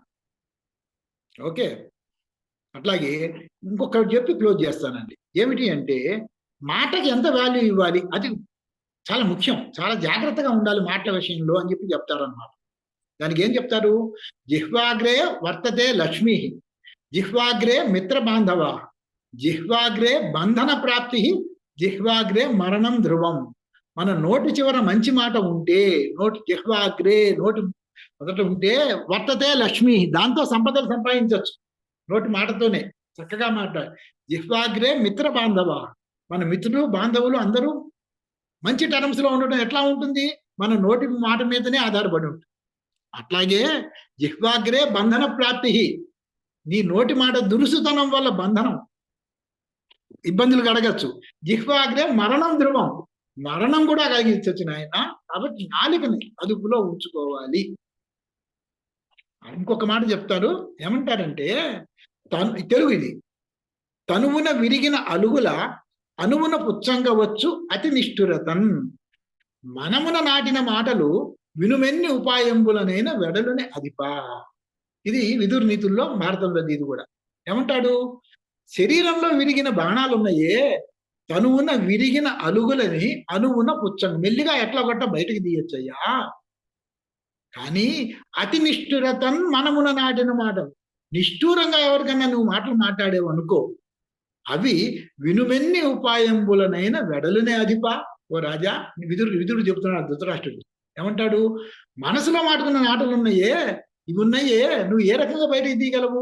ఎంత చేసినా కూడా పోవు. 10 ఏళ్ళు 20 ఏళ్ళు 50 ఏళ్ళు జీవితాంతం వాళ్ళ మనసులో ఎక్కడో చోట నిలిచి ఉంటాయి నాయన. కాబట్టి మాట్లాడేటప్పుడు జాగ్రత్తగా మాట్లాడాలి అని చెప్పి కాషన్ అన్నమాట. ఓకే, చాలు. ఇక్కడితో చివరికి ఇది శ్లోకం చెప్పి క్లోజ్ చేస్తానండి. విశ్వామిత్ర, ఇది అంటే ఎందుకో చెప్తున్నానంటే దీనికి దండం దశగుణం భవేత్ అని చెప్పి మనకు ఒక శ్లోకం ఉంది, ఒక వాడుకలో ఉంది. ఏమైంది? చిన్నప్పుడు ఏం చేసేవాళ్ళు? వీధి బడిలో కానీ బంధువుల్లో కానీ, మా చిన్నప్పుడు అయితే ఉండేది, ఇప్పుడు లేదు కానీ ఏం చేసేవాళ్ళు ఆ రోజుల్లో? ఏమిటి? దండనము కూడా విద్యలో ఒక భాగం అని నమ్మే రోజులు ఆ రోజు. ఓకే, ఏం చేసేవాళ్ళు? ఎవరిని తప్పు చేశాడు, వాళ్ళు వచ్చి దెబ్బేసి అదేమిట్రా అని చెప్పేవాళ్ళు. పక్కనున్న పెద్దవాళ్ళు కూడా వచ్చి దండం దశగుణం భవేత్ అని ఇంకో దెబ్బేసి వెళ్ళేవాడు. అంటే దశగుణం భవేత్ అంటే 10 రెట్లు అని అర్థం. మాయాబజార్లో చెప్తాడే మన బలం ద్విగుణం త్రిగుణం కావాలని, అంటే 2 రెట్లు 3 రెట్లు కావాలని. అందుకని 2 రెట్లు 3 రెట్లు కావాలి కాబట్టి వాడిని ఇంకో దెబ్బ వేయండి మంచిదే వాడికి అనే అర్థంలో దండం దశగుణం భవేత్ అని చెప్పి ఒక ఇదేసి వెళ్ళేవాడు. కానీ ఇది మిస్రిప్రజెంటేషన్ ఆఫ్ సుభాషితం. అంటే చాలా మంది తెలిసి ఉండొచ్చు, బట్ చెప్తున్నాయి సుభాషితాల గురించి చెప్తుంది.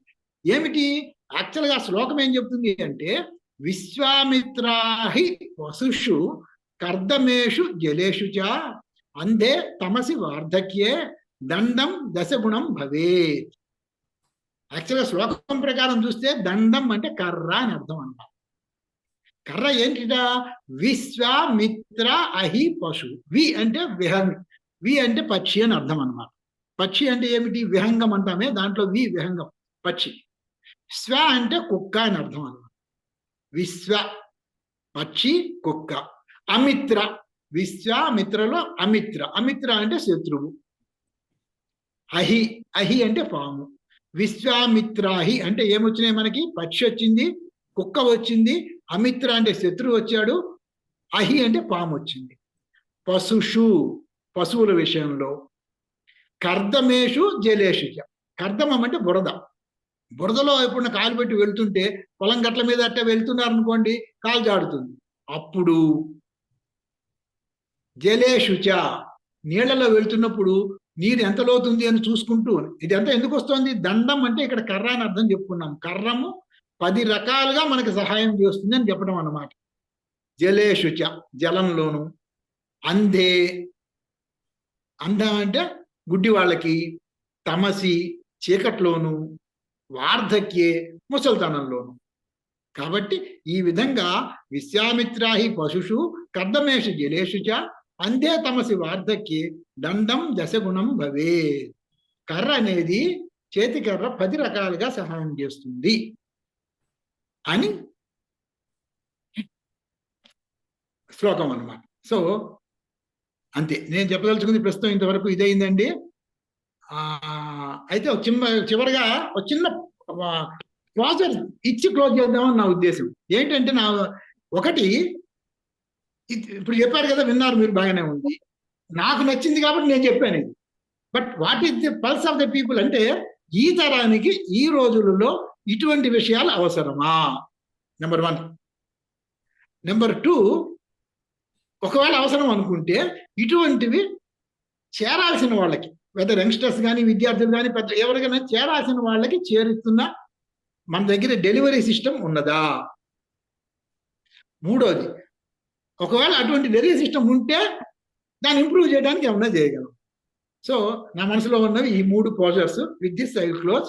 సో ఓపిక విన్నందుకు మీ అందరికీ, అవకాశం ఇచ్చిన సిఎస్డికి, రఘుకుమార్ గారికి, పాత చింతకాయ పచ్చడి లాంటి విషయాన్ని మాట్లాడే అవకాశం ఇచ్చిన మీ అందరికీ నమస్తే.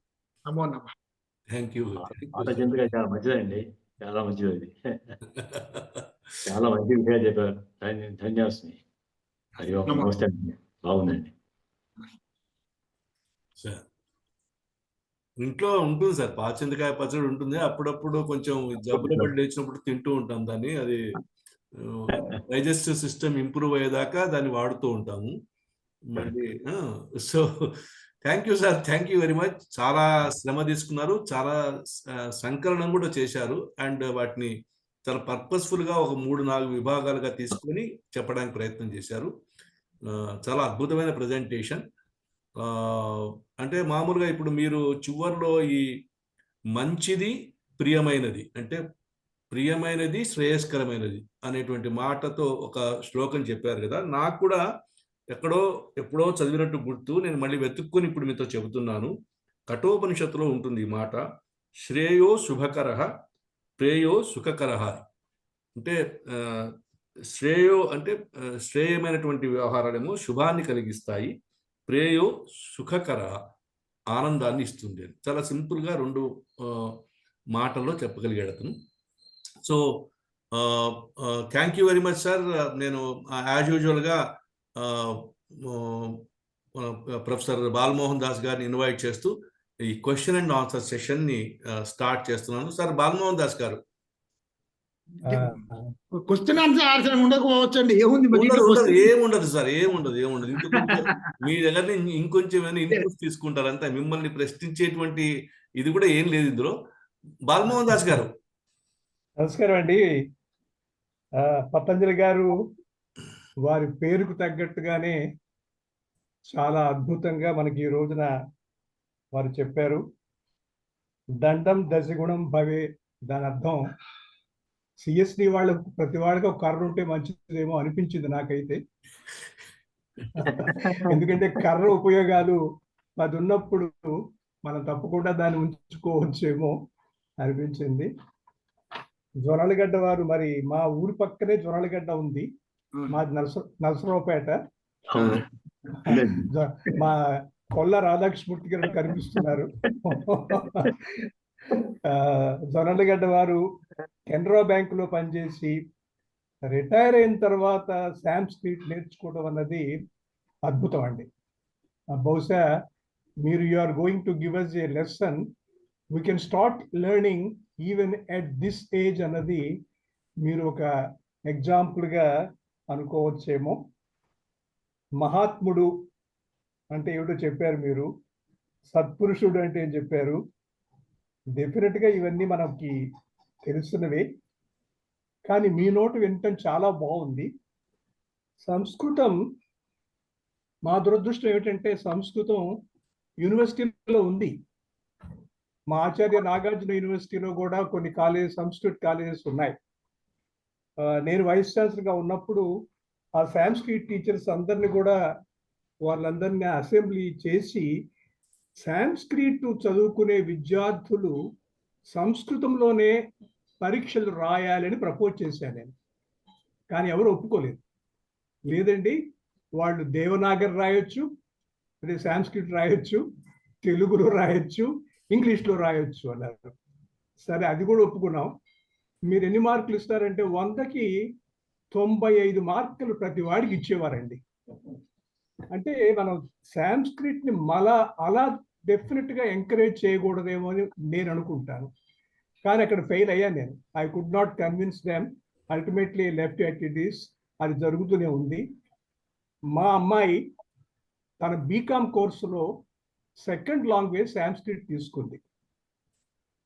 తనకి తవ నామం కిమ్ అంటే మమ నామం సో అండ్ సో అని కూడా చెప్పడం రాదు.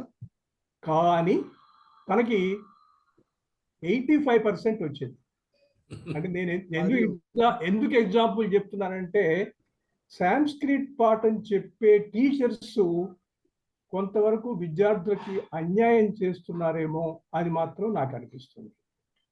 చాలా ఉన్నాయి చెప్పాలంటే, కానీ మీరు చాలా బాగా చెప్పారు. మేము నేర్చుకోవాల్సినవి చాలా ఉన్నాయి. ఇందులో నేర్చుకోవాల్సినవి మీరు చెప్పిన మంచి విషయాలు పాటిస్తే మహాత్మా గాంధీ మహాత్ముడు ఒక్కడే కాదు, మన అందరం కూడా మహాత్ములు అవ్వచ్చు. మీరు చెప్పిన మహాత్ముడు అంటే చెప్పారు కదా, మనస్సు, వచస్సు, కర్మ, ఈ 3 సరిగా ఉండాలని అందరికీ మనం లెసన్ నేర్చుకుందామని. ధన్యవాదాలు. Thank you sir. Thank you. Kalidas Purushottam గారు. హలో, నమస్కారం అండి. నమస్కారం. బాలమోహన్ దాస్ గారు చాలా చక్కగా సమప్ చేశారు. వారు చెప్పిన దాంట్లో నేను తెలుగు అధ్యాపకునిగా, ఒక కాలేజీ ప్రిన్సిపల్గా నా అనుభవం ఏంటంటే, సాంస్క్రిట్ అనేది కేవలం ఇంటర్మీడియట్ 80, 90, 99 దాకా వేసే అలాగా మార్కులు వచ్చేటట్టు ఒక విధానం కింద మార్చేశారండి.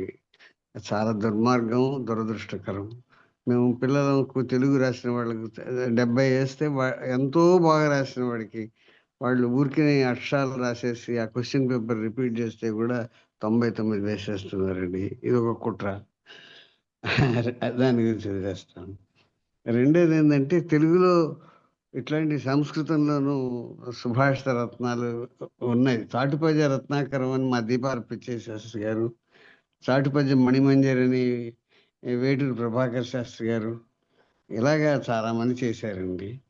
సమయస్ఫూర్తి, తర్వాత ఆ జడిత స్ఫూర్తి ఇవి ఉన్నవాళ్ళు నిజంగా ఉపన్యాసాల్లోనూ, సంభాషణలోను, కాన్వర్జేషన్లో బాగా షైన్ అవుతారండి. మీరు చెప్పింది కరెక్ట్. మేము ఎంఏ అయిపోయి బయటకు వచ్చేటప్పుడు చివరి క్లాస్లో మా ఆచార్య దివాకర్ల వెంకటావసాని గారు ఒక చిన్న చెప్తూ, మీరందరూ కూడా అన్ని ప్రబంధాల నుంచి, ప్రసిద్ధమైన కావ్యాల నుంచి ఒక అరడజను పద్యాల వంతు నేర్చేసుకోండి, ఎక్కడైనా బతికిపోతారు అన్నాడు. ఆ మాట నాకు ఇప్పుడు గుర్తొచ్చింది. ఎందుకంటే ఒక నీతో, ఒక సామెతో ఉండే పద్యం, ఒక చమత్కారం ఉండే పద్యం చెప్పినప్పుడు ప్రజల్లో వచ్చే ప్రతిస్పందన లేకపోతే రాదన్నమాట. ఇది ఒక ఇదిగో దాన్ని మిస్యూజ్ చేస్తే కూడా ఎలాగుంటుందని, స్లిప్ ఆఫ్ ఎ టంగ్ అనే ఒక ఇంగ్లీష్లో ఒక ఇడియం ఉంది. వారిలో ఆ నాలుకను వేయించి ఫ్రై తీసుకొస్తుంటే జారి పడిపోతే sir slip of a tongue అంటాడు. ఆ మాటకి మెచ్చుకొని అతను పనిష్ చేయకుండా పంపించేస్తాడు. అది చూసి ఇంకొకడు ఒక లెగ్ పీస్ తీసుకొస్తూ కావాలని పడేసాడు. వాడు టిప్ ఇస్తాడు, స్లిప్ ఆఫ్ ఎ లెగ్ అంటే వాడు 2 దెబ్బలేసి పంపిస్తాడు. ఇది నేను ఎక్కడ చదివానండి. కాబట్టి ఇంకొకటి ఏంటంటే, గురజాడ లాంటి మహాకవి కూడా పింజారి వెధవ అని ఒక మాట ఒక పాత్ర చేత అనిపిస్తాడు. అది పనికిమాలిన పాత్ర, కానీ పింజారీలు దూదెక్కే వాళ్ళు చాలా కోపం వచ్చి రాయడము అట్లా మాటలు కూడా అన్నారు. ఇవి కూడా కొంచెం మనం ఇలాంటివి చాటు పద్యాలు అవి చెప్పేటప్పుడు, గొల్లని సాహిత్య విద్య కోమలి నిజమునని ఒక మాట ఉంది. నా స్టూడెంట్ థీసిస్ ఆవిష్కరింపబడుతున్న సభలో వాళ్ళ మేనమామ ఆ పద్యం చదివి, ఇదిగో ఈ గొల్లవాడు పిహెచ్డి చేశాడు అని చెప్పి చెబుతున్నప్పుడు నాకు కొంచెం అంటే మనసులో కష్టం వేసింది. ఇవి కూడా మనం చెప్పేవాళ్ళం సెన్సిటివ్, ఆడవాళ్ళని తక్కువ చేయడం, కోమలి నిజం, ఆడవాళ్ళు నిజం చెప్పారని, ఇలాంటివి. ఇంకొకటి ఏంటంటేనండి, నా observation, could I speak for another 2 or 3 minutes? Please sir, please. కొన్ని ఈ సామెతలు, జాతీయాలు, లేకపోతే ఇలాంటి చాటు పద్యాల్లో ఉంటాయి. మృగరాజు ఉదాహరణకి సింహం అని మనం అంటుంటాం, కానీ సింహం గుంపుగా 4, 5 వెంటపడి వేటాడతాయి. కానీ tiger is the king of the forest. ఆ మాట చాలా మందికి తెలియదు. పాము పగ అంటుంటాం. పాముకు అంత జ్ఞాపక శక్తి లేదు, అంత దృష్టి లేదు, తెల్లవారికే మర్చిపోతుంది. ఇలాగా కొన్ని మన సామెతల్లో వాటిలో అశాస్త్రీయ భ్రమర కీటక న్యాయం అంటాం. భ్రమర కీటక న్యాయం, తుమ్మిద ఒక పురుగుని తీసుకొచ్చి మట్టిలో పూడ్చిపెట్టి బయట పాడుతూ ఉంటే వారం రోజులకి లోపల కీటకంగా నిజానికి దానిలో గుడ్లు పెట్టి ఆ లార్వాలో ఇది మూస్తే దాన్ని ఆహారంగా తీసుకుని బయటకు వస్తాయి. ఇలాంటి చాలా కొన్ని అన్సైంటిఫిక్ పెద్దవాళ్ళు కూడా వాడుతుంటారు. మనం వీటిని కూడా కొంచెం చెప్పేటప్పుడు క్లాసుల్లో, నేను పాము పగబట్టదని తెలుగు లెక్చర్గా చెప్తే జువాలజీ లెక్చర్ దాన్ని పరిహాసం చేశాడు. నేను విటేకర్ రాసిన పుస్తకం తీసుకొచ్చి చూపిస్తే అప్పుడు వాదం ముగిసింది. ఇలాంటివి కూడా ఉంటాయని నేను చెప్తూ, చాలా మంచి ఉపన్యాసం. నాకు ఈ 2 మాటలు చెప్పడానికి అవకాశం ఇచ్చినటువంటి రవికుమార్కు, విన్న పెద్దలకు కృతజ్ఞతలు, నమస్కారాలు. నమస్తే.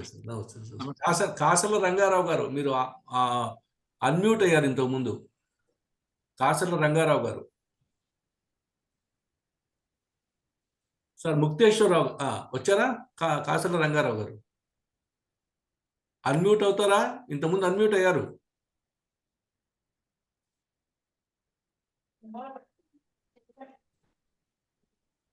ముక్తేశ్వరరావు గారు.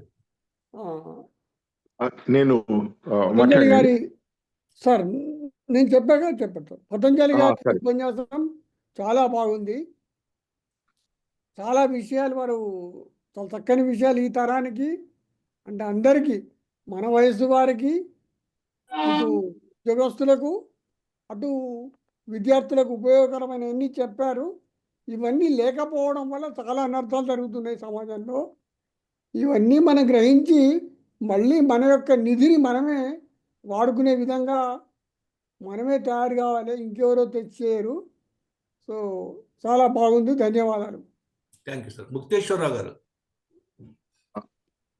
మాట్లాడండి.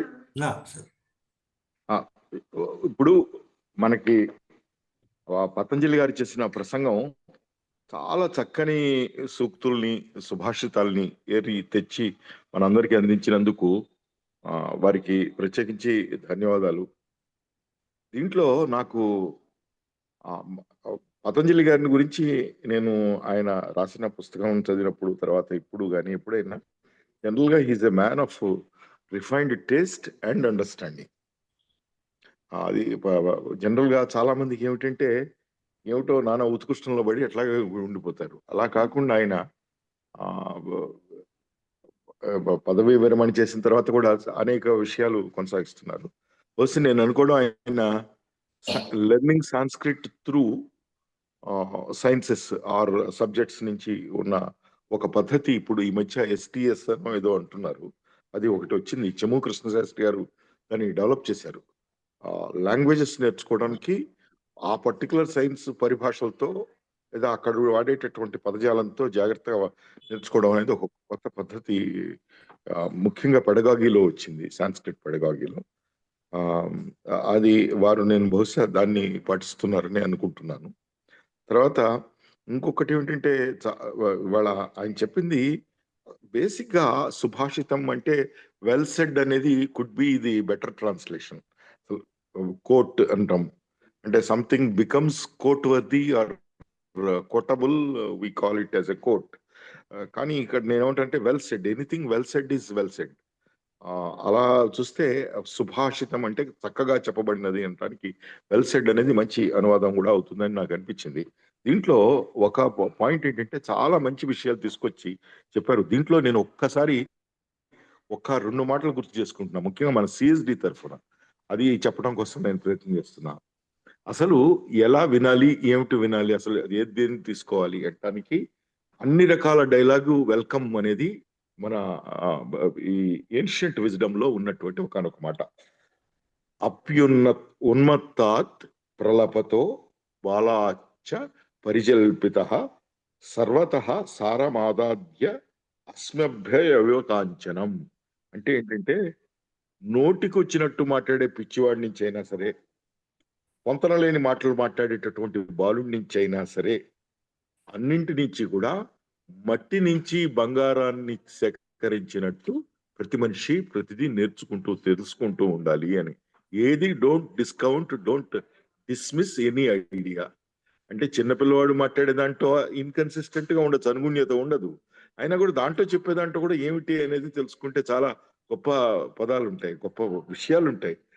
అలాగే ఒకసారి ఉన్మత్తుడు పేలేటటువంటి ప్రలాపనలో కూడా బోల్డన్ని అర్థాలు ఉంటాయి. సమాజం పట్ల, వ్యవస్థ పట్ల, ఇవన్నీ కూడా రావిశాస్త్రి, కృష్ణశాస్త్రి అందరిని చదివినప్పుడు కూడా ఇవి అర్థమవుతాయి మనకి. అలాగే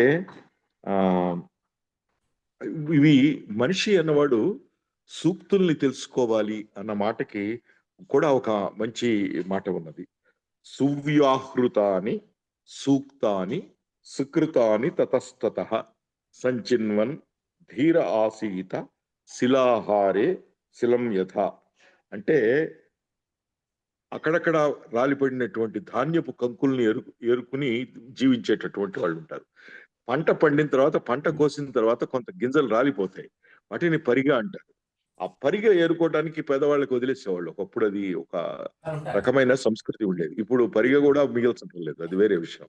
ఈ పరిగ ఏరుకుని వెళ్లే వాళ్ళకు కూడా దాన్ని ఏరుకుని జీవించేవాడు ఎంత ప్రతి గింజ ప్రతి దీనిని కూడా వెతుక్కుని తీసుకుంటాడో, ప్రతివాడు కూడా చక్కని సూక్తులను, మంచి పనులను ఆయా తావుల నుంచి స్వీకరించాలి అని ఒక సందేశం. ఇది విదుర నీతిలో విదురుడు చెప్పిన మాటలు ఇవి రెండు కూడా.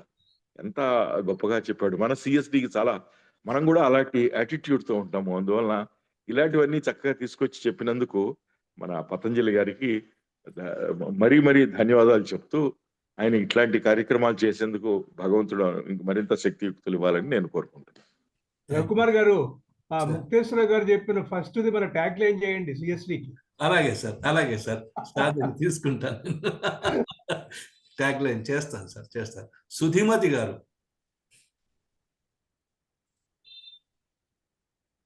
అందరికీ నమస్కారం అండి. ఈరోజు చాలా చక్కటి ప్రసంగం జరిగింది. ఇన్ఫ్యాక్ట్ ఇది నాకు పర్సనల్లీ నాకు చాలా ఉపయోగించేది. ఈ మధ్యనే నేను కొన్ని కోట్స్, మంచి తెలుగు పద్యాలు కలెక్షన్ మొదలుపెట్టాను. అంటే ఈ కాలానికి కాదు, సర్వకాలాలకి అన్వయించేలా ఉండేటటువంటివి. దాంట్లో భాగంగా నాకు చాలా ఎంకరేజింగ్గా ఉంది ఈరోజు. పాతవన్నీ గుర్తు చేసుకుని ఎక్కడెక్కడ రాసుకునేవి వెతుక్కుంటున్నాను. ఇప్పుడు చాలా విషయాలు చెప్పారు. ముక్తేశ్వరరావు గారు చెప్పింది కూడా చాలా చాలా బాగుంది. వినదగున ఎవ్వరు చెప్పినా అన్నట్టు. అలాగే పతంజలి గారు లాస్ట్కి ఒక ప్రశ్న వేశారు, ఇది యువతకి ఎలా చేరాలి, ఎలా చేర్చగలము అని. అది నేను ఎప్పుడూ ఆలోచించే విషయం అదే. మనం ఏదో ఆలోచించేస్తున్నాం కానీ ముందు తరాలకి ఎలా అందించగలము అనేది అది ఒక ఆలోచించి ప్రణాళిక చేయాల్సిన విషయం. చాలా చాలా బాగుందండి. చాలా మంచి శ్లోకాలు. అంటే చిన్నప్పటి నుంచి కొన్ని చాలా వరకు విన్నవే అయినా చాలా చక్కగా వివరంగా చెప్పారు ఆయన. చాలా ఎనలిటికల్గా, అంటే టాపిక్ వైజ్ చేసుకున్నారు. అది కూడా చాలా బాగుంది. Thank you very much sir. Doctor Muralidhar garu. Sir good evening sir. ఈరోజు బాలమోహన్ దాస్ గారితో సహా అందరినీ చూడడం అనేది సంతోషంగా ఉంది. పతంజలి గారు చివరిలో లేవనెత్తినటువంటి ప్రశ్నలు మాత్రము మేడం సుధిమతి గారు అన్నట్టు రియల్ గా అవన్నీ ఆలోచించదగ్గ విషయాలే. ఈ తరానికి అవసరమా? ఖచ్చితంగా ఈ తరానికే అవసరము. అయితే ఈ తరానికి అర్థమయ్యే పద్ధతుల్లో మనం చెప్పగలుగుతున్నామా? సంస్కృతాన్ని మొత్తము పాండిత్యం నుంచి విడుదల చేసే క్రమంలో భాగంగా దాన్ని ఇంత మునిపే పతంజలి గారు చెప్పినట్టు ఏమైందంటే మార్కులు మన బాలమోహన్ దాస్ గారు చెప్పినారు, ఇంటర్మీడియట్ లో కానీ అక్కడ కానీ ఎందుకు అందరూ సాంస్క్రిట్ తీసుకుంటారు అని అంటే తెలుగులో మార్కులు రావు, సాంస్క్రిట్ లో వాళ్ళకు మార్కులు వస్తాయి. పిల్లలకి అందరికి కూడా మాకు ఇంటర్మీడియట్ కాలేజ్ ఉంది, స్కూల్ ఉంది, ఇవన్నీ కూడా ఉన్నాయి. పిల్లల్ని చూస్తున్నాను, వాళ్ళకు సాంస్క్రిట్ రావడం లేదు, తెలుగు చదవడం లేదు, కాబట్టి తెలుగు రావడం లేదు. ఎంత ఆశ్చర్యకరమైన విషయం అంటే అసలు మనం సాంస్క్రిట్ ఈ గొప్ప గొప్ప విషయాల గురించి మాట్లాడుతున్నాం కానీ పిల్లలకు తెలుగు మాట్లాడడం సరిగా రావడం లేదు. పోనీ అది ఇంగ్లీష్ మీడియం స్కూల్ కాబట్టి ఇంగ్లీష్ అన్నా సక్రమంగా మాట్లాడుతున్నారు అంటే అది కూడా రావడం లేదు. మళ్ళా వీళ్ళు విద్యా వ్యవస్థ అన్నటువంటిది ఎటు పోతుంది అనేది కొద్దిసేపు పక్కకి పెడితే ఈ విషయాల గురించి తప్పనిసరిగా పిల్లలకు వాళ్ళకు అర్థమయ్యేటువంటి పద్ధతుల్లో చెప్పాల్సినటువంటి అవసరం అనేది ఉంది. అయితే దీంట్లో ఈ వెస్ట్రన్ బుక్స్ మాత్రము కొంత ఒక రకంగా ముందడుగు వేసినాయి. ఇవన్నీ చాలా అద్భుతమైనటువంటి విషయాలు. మనము సంస్కృతంలో మనమే వాటినన్నింటినీ కూడా కప్పిపెట్టుకొని ఉన్నాము, వాటిని ప్రచారం అన్నటువంటిది చేయలేదు. కానీ వెస్ట్రన్ ఫిలాసఫీ మాత్రము వీటిని రకరకాల పద్ధతుల్లో వాటిని ప్రచారం చేయడము. ఇప్పుడు the 7 habits of highly effective people by Stephen Covey, అది చాలా అద్భుతమైనటువంటి పుస్తకం. ఈ విషయాలన్నీ కూడా దాంట్లో ఉన్నాయి.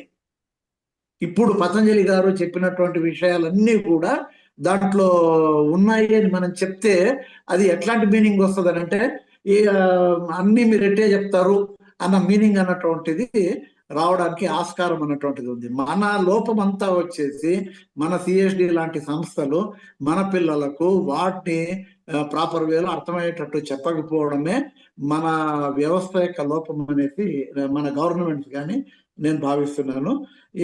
మామూలుగా 1-2 ముఖ్యమైనటువంటి విషయాలు నిజంగా అవి ఆలోచించదగ్గ విషయాలు. ఫ్రెండ్స్ తోటి చేయకూడనటువంటివి వాగ్వాదాలు, ధనం అడగకూడదు, మిత్రులు లేని సమయంలో భార్యతో మాట్లాడకూడదు.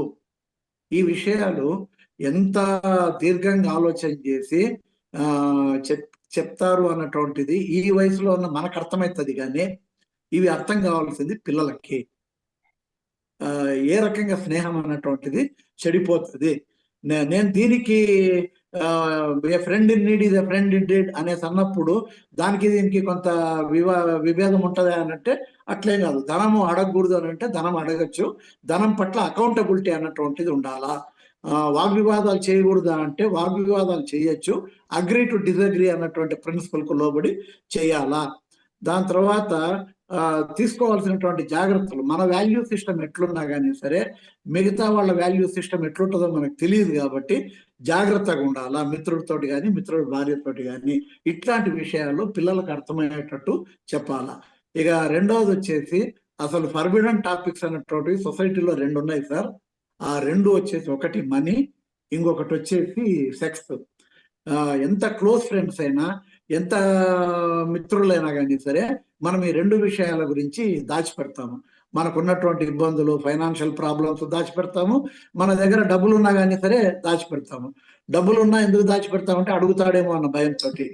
దాని తర్వాత ఫైనాన్షియల్ ప్రాబ్లమ్స్ ఎందుకు దాచిపెడతాము అని అంటే మనల్ని ఎక్కడ చులకనగా చూస్తారు అన్నటువంటి భయంతో. కాబట్టి సెక్స్ వీటికి సంబంధించినటువంటి విషయాలు కూడా వీటన్నిటిని కూడా ఓపెన్ గా మాట్లాడాల్సినటువంటి అవసరం అనేది వచ్చింది. ఈ తరానికి పతంజలి గారు అన్నట్టు ఇవన్నీ తప్పనిసరిగా అవసరము. ఈ డెలివరీ సిస్టమ్ అన్నటువంటిది ప్రాపర్గా ఉండాలా. వీటన్నిటిని ఎట్లా ఇంప్రూవైజ్ చేయాలా అన్నటువంటిది బహుశా మనలాంటి సంస్థలే ఆలోచన చేయాలా. మనలాంటి సంస్థలు మరొక అడుగు, అంటే మనలాంటి అంటే నాకు సంస్కృతం రాదు, తెలుగు కూడా నేను విమర్శిస్తున్నాను కానీ అంతంత మట్టుకే వచ్చి ఇప్పుడు బాలమోహన్ దాస్ గారు వీళ్ళు మాట్లాడినట్టు ఉండదు. ఇంగ్లీషు తెలుగు అన్ని మిక్స్ అయ్యి మాట్లాడుతూ ఉంటాం మేము. కాబట్టి దీంట్లో పెద్దలు విఘ్నులు చొరవ తీసుకొని ఏమన్నా ఇట్లాంటి ఒక ప్రయత్నం అన్నటువంటిది చేయగలిగితే అది సిఎస్డి నుంచి సుభాషితాల రూపంలో ఒక పుస్తకం అన్నటువంటిది కూడా రిలీజ్ చేయగలిగితే బాగుంటుంది అనేది నా అభిప్రాయము. ఇక రఘుకుమార్ గారి మీద ఈ బాధ్యతలు అన్నటువంటివి ఎక్కువ పడుతున్నాయి అనేది అని అనుకుంటున్నాను. Thank you sir, thank you for sharing my views and ideas in this particular connection. Thank you. Thank you sir, thank you, thank you. Doctor Bharati garu, doctor Bharati గారు, నరేష్ బాబు గారు, డాక్టర్ దోనేపూడి నరేష్ బాబు గారు. సార్ నమస్తే అండి. నమస్తే సార్. పతంజలి గారు చాలా అద్భుతంగా చెప్పారు. కానీ ఈరోజు పతంజలి గారి కన్నా కూడా మన శ్రోతలను ఎక్కువ అభినందించాలి అనిపిస్తుంది నాకు. ఎందుకంటే 35 మంది ఉన్నారు మనకి. ఇందాక చెప్పారు కదా ఆయన సుభాషిత రత్నావళి రాసిన ఆయనే ఏం చెప్పారంటే, భర్తృహరి గారు ఏం చెప్పారంటే, బోద్ధారో మత్సరగ్రస్తాః ప్రభవః స్మయదూషితాః అబోధోపదాన్య అన్యే జీర్ణవంగే సుభాషితం అని చెప్పారు. అంటే ఏదన్నా మంచి మాట చెబుదాం అనుకుంటే ప్రభువులేమో చాలా, అంటే సాటి వాళ్ళేమో చాలా మత్సరగ్రస్తులై ఉన్నారు, ఈర్ష్య అసూయలకు లోబడి ఉన్నారు. ప్రభువులేమో అసలు చెవికి ఎక్కించుకోవట్లేదు, చెప్పిన మాట వింటలేదు. మిగతా వాళ్ళకేమో చెబితే అర్థం కాదు. ఇంకా నేను ఈ మంచి మాటలు ఎవరికి చెప్పాలి? అందువల్ల నేను చెప్పదలుచుకున్న మంచి మాటలు నాలోనే ఉండిపోయినాయి అని చెప్పాడు ఆయన. ఈరోజు అట్లాంటి పరిస్థితి లేకుండా సిఎస్డిలో ఎప్పుడూ లేనట్టుగా దాదాపుగా 35 మంది వచ్చి విన్నారు. అంటే సుభాషితాలు వినడానికి చాలా మంది చెవి కోసుకుంటున్నారు, రెడీగా ఉన్నారు అని అర్థం. ఇట్లాంటి మంచి విషయాలు చెప్పినందుకు పతంజలి గారికి కృతజ్ఞతలు. తర్వాత సూక్తి ముక్తావళి అని ఒక పుస్తకం ఉందండి, మహీధర జగన్మోహన్ రావు గారిని ఒక ఆయన ఆ పుస్తకాన్ని సంకలనం చేశారు. 2000 సంస్కృత శ్లోకాలు ఉన్నాయి దాంట్లో. దాన్ని ప్రాచీ పబ్లికేషన్స్ వాళ్ళు ఇటీవలే మళ్ళీ రీప్రింట్ చేశారు. ఆ పుస్తకం ఇట్లాంటి సబ్జెక్ట్ కి బాగా రిఫరెన్స్ బుక్. ఈ విషయాలు చెప్పగలిగినందుకు చాలా సంతోషం. ధన్యవాదాలు. నమస్తే సార్. ఒక్క నిమిషం, నేను రఘు గారు ఒక్క నిమిషం. మన ఇవాళ చక్కగా అందరూ విన్నారు, చెవి కోసుకుంటున్నారు. అంటే చెవికి గాయాలైనందుకు ట్రీట్మెంట్ ఏమో మురళీధర్ గారును, దీని మీద కేసు ఏమో మీ మీద పెడదామని అనుకుంటున్నాం. డాక్టర్ మురళీధర్ గారు ఏమో ట్రీట్మెంట్ కి, మీ మీద ఏమో చెవులకు గాయాలు చేసినందుకు కేసు. అలాగే. సరోజినీ దేవి గారు, సరోజినీ దేవి గారు. నమస్కారం సార్. నమస్తే. అందరికీ నమస్కారం. ఈరోజు సబ్జెక్ట్ మాత్రం నాకు చాలా ఇంట్రెస్టింగ్ అనిపించింది సార్. ఎందుకంటే నేను కూడా ఆలోచిస్తూ ఉంటాను, రాబోయే పిల్లలు కానీ యూత్ కానీ వాళ్ళకి అసలు సుభాషితాలని కానీ ఈ ప్రవర్తన ఉండాలని కానీ వాళ్ళకి అర్థం కావడం లేదు. అది ఎలా చెప్పాలా అనేది నాకు కూడా ఆలోచనే ఉండేది. సాంస్క్రిట్లో పరిచయ బుక్లో ఈ సుభాషితాలు ప్రతి లెసన్లో కూడా, ప్రతి లెవెల్లో కూడా 1 or 2 సుభాషితాలు ప్రతి లెసన్కి ఉండే అనమాట. ఉన్నాయి, నేను 4 స్టెప్స్ పూర్తి చేశాను. అట్లా పరిచయం ఫస్ట్ చెప్పండి, కంటిన్యూ. ఫస్ట్ బుక్లోనే ఈ సుభాషితాలు ఉంటే నేను చదువుకున్న స్కూల్కి వెళ్ళాను అనమాట ఒకరోజు. వెళ్తే హై స్కూల్కి మేడం వాళ్ళు ఏం చేశారంటే, ఏదైనా చెప్పండి మేడం వచ్చారు కదా అన్నారు. నేను ఈ 2 సుభాషితాలకి చెప్పాను అనమాట. టైం వాల్యూ గురించి ఒకటి, ప్రయత్నం లేకుండా ఏది రాదు మన నోటి దగ్గరికి. ఆ 2 భావాలు వచ్చేట్టుగా 2 శ్లోకాలు ఉన్నాయి కదా సార్. అయితే శ్లోకాలు నాకు రావు, ఆ 2 మాత్రం నేను చెప్పాను అప్పుడు. అయితే ఇప్పుడు నా సజెషన్ ఏంటంటే సార్, అంటే మీరే చేయగలరు ఎట్లాంటివి, నాకంత నాలెడ్జ్ లేదు, కానీ పిల్లలకి పుస్తకాలలో 6th క్లాస్ నుంచి మొదలుపెట్టి తెలుగు ప్రతి పాఠంలోనూ 1 or 2 సుభాషితాలు పెట్టాలి.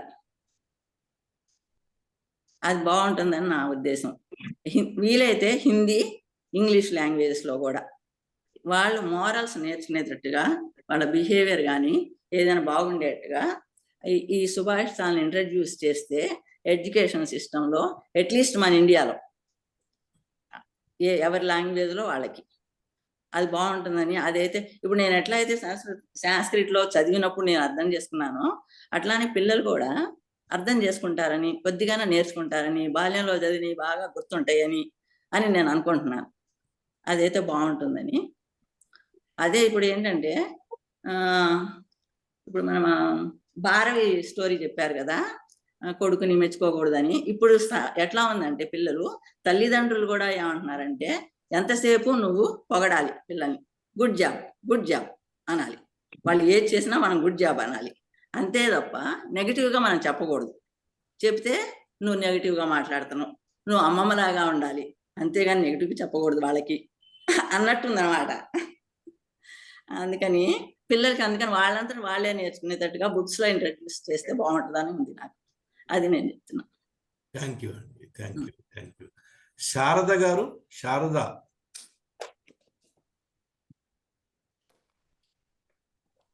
గారు సిఎస్ వేదాంత్.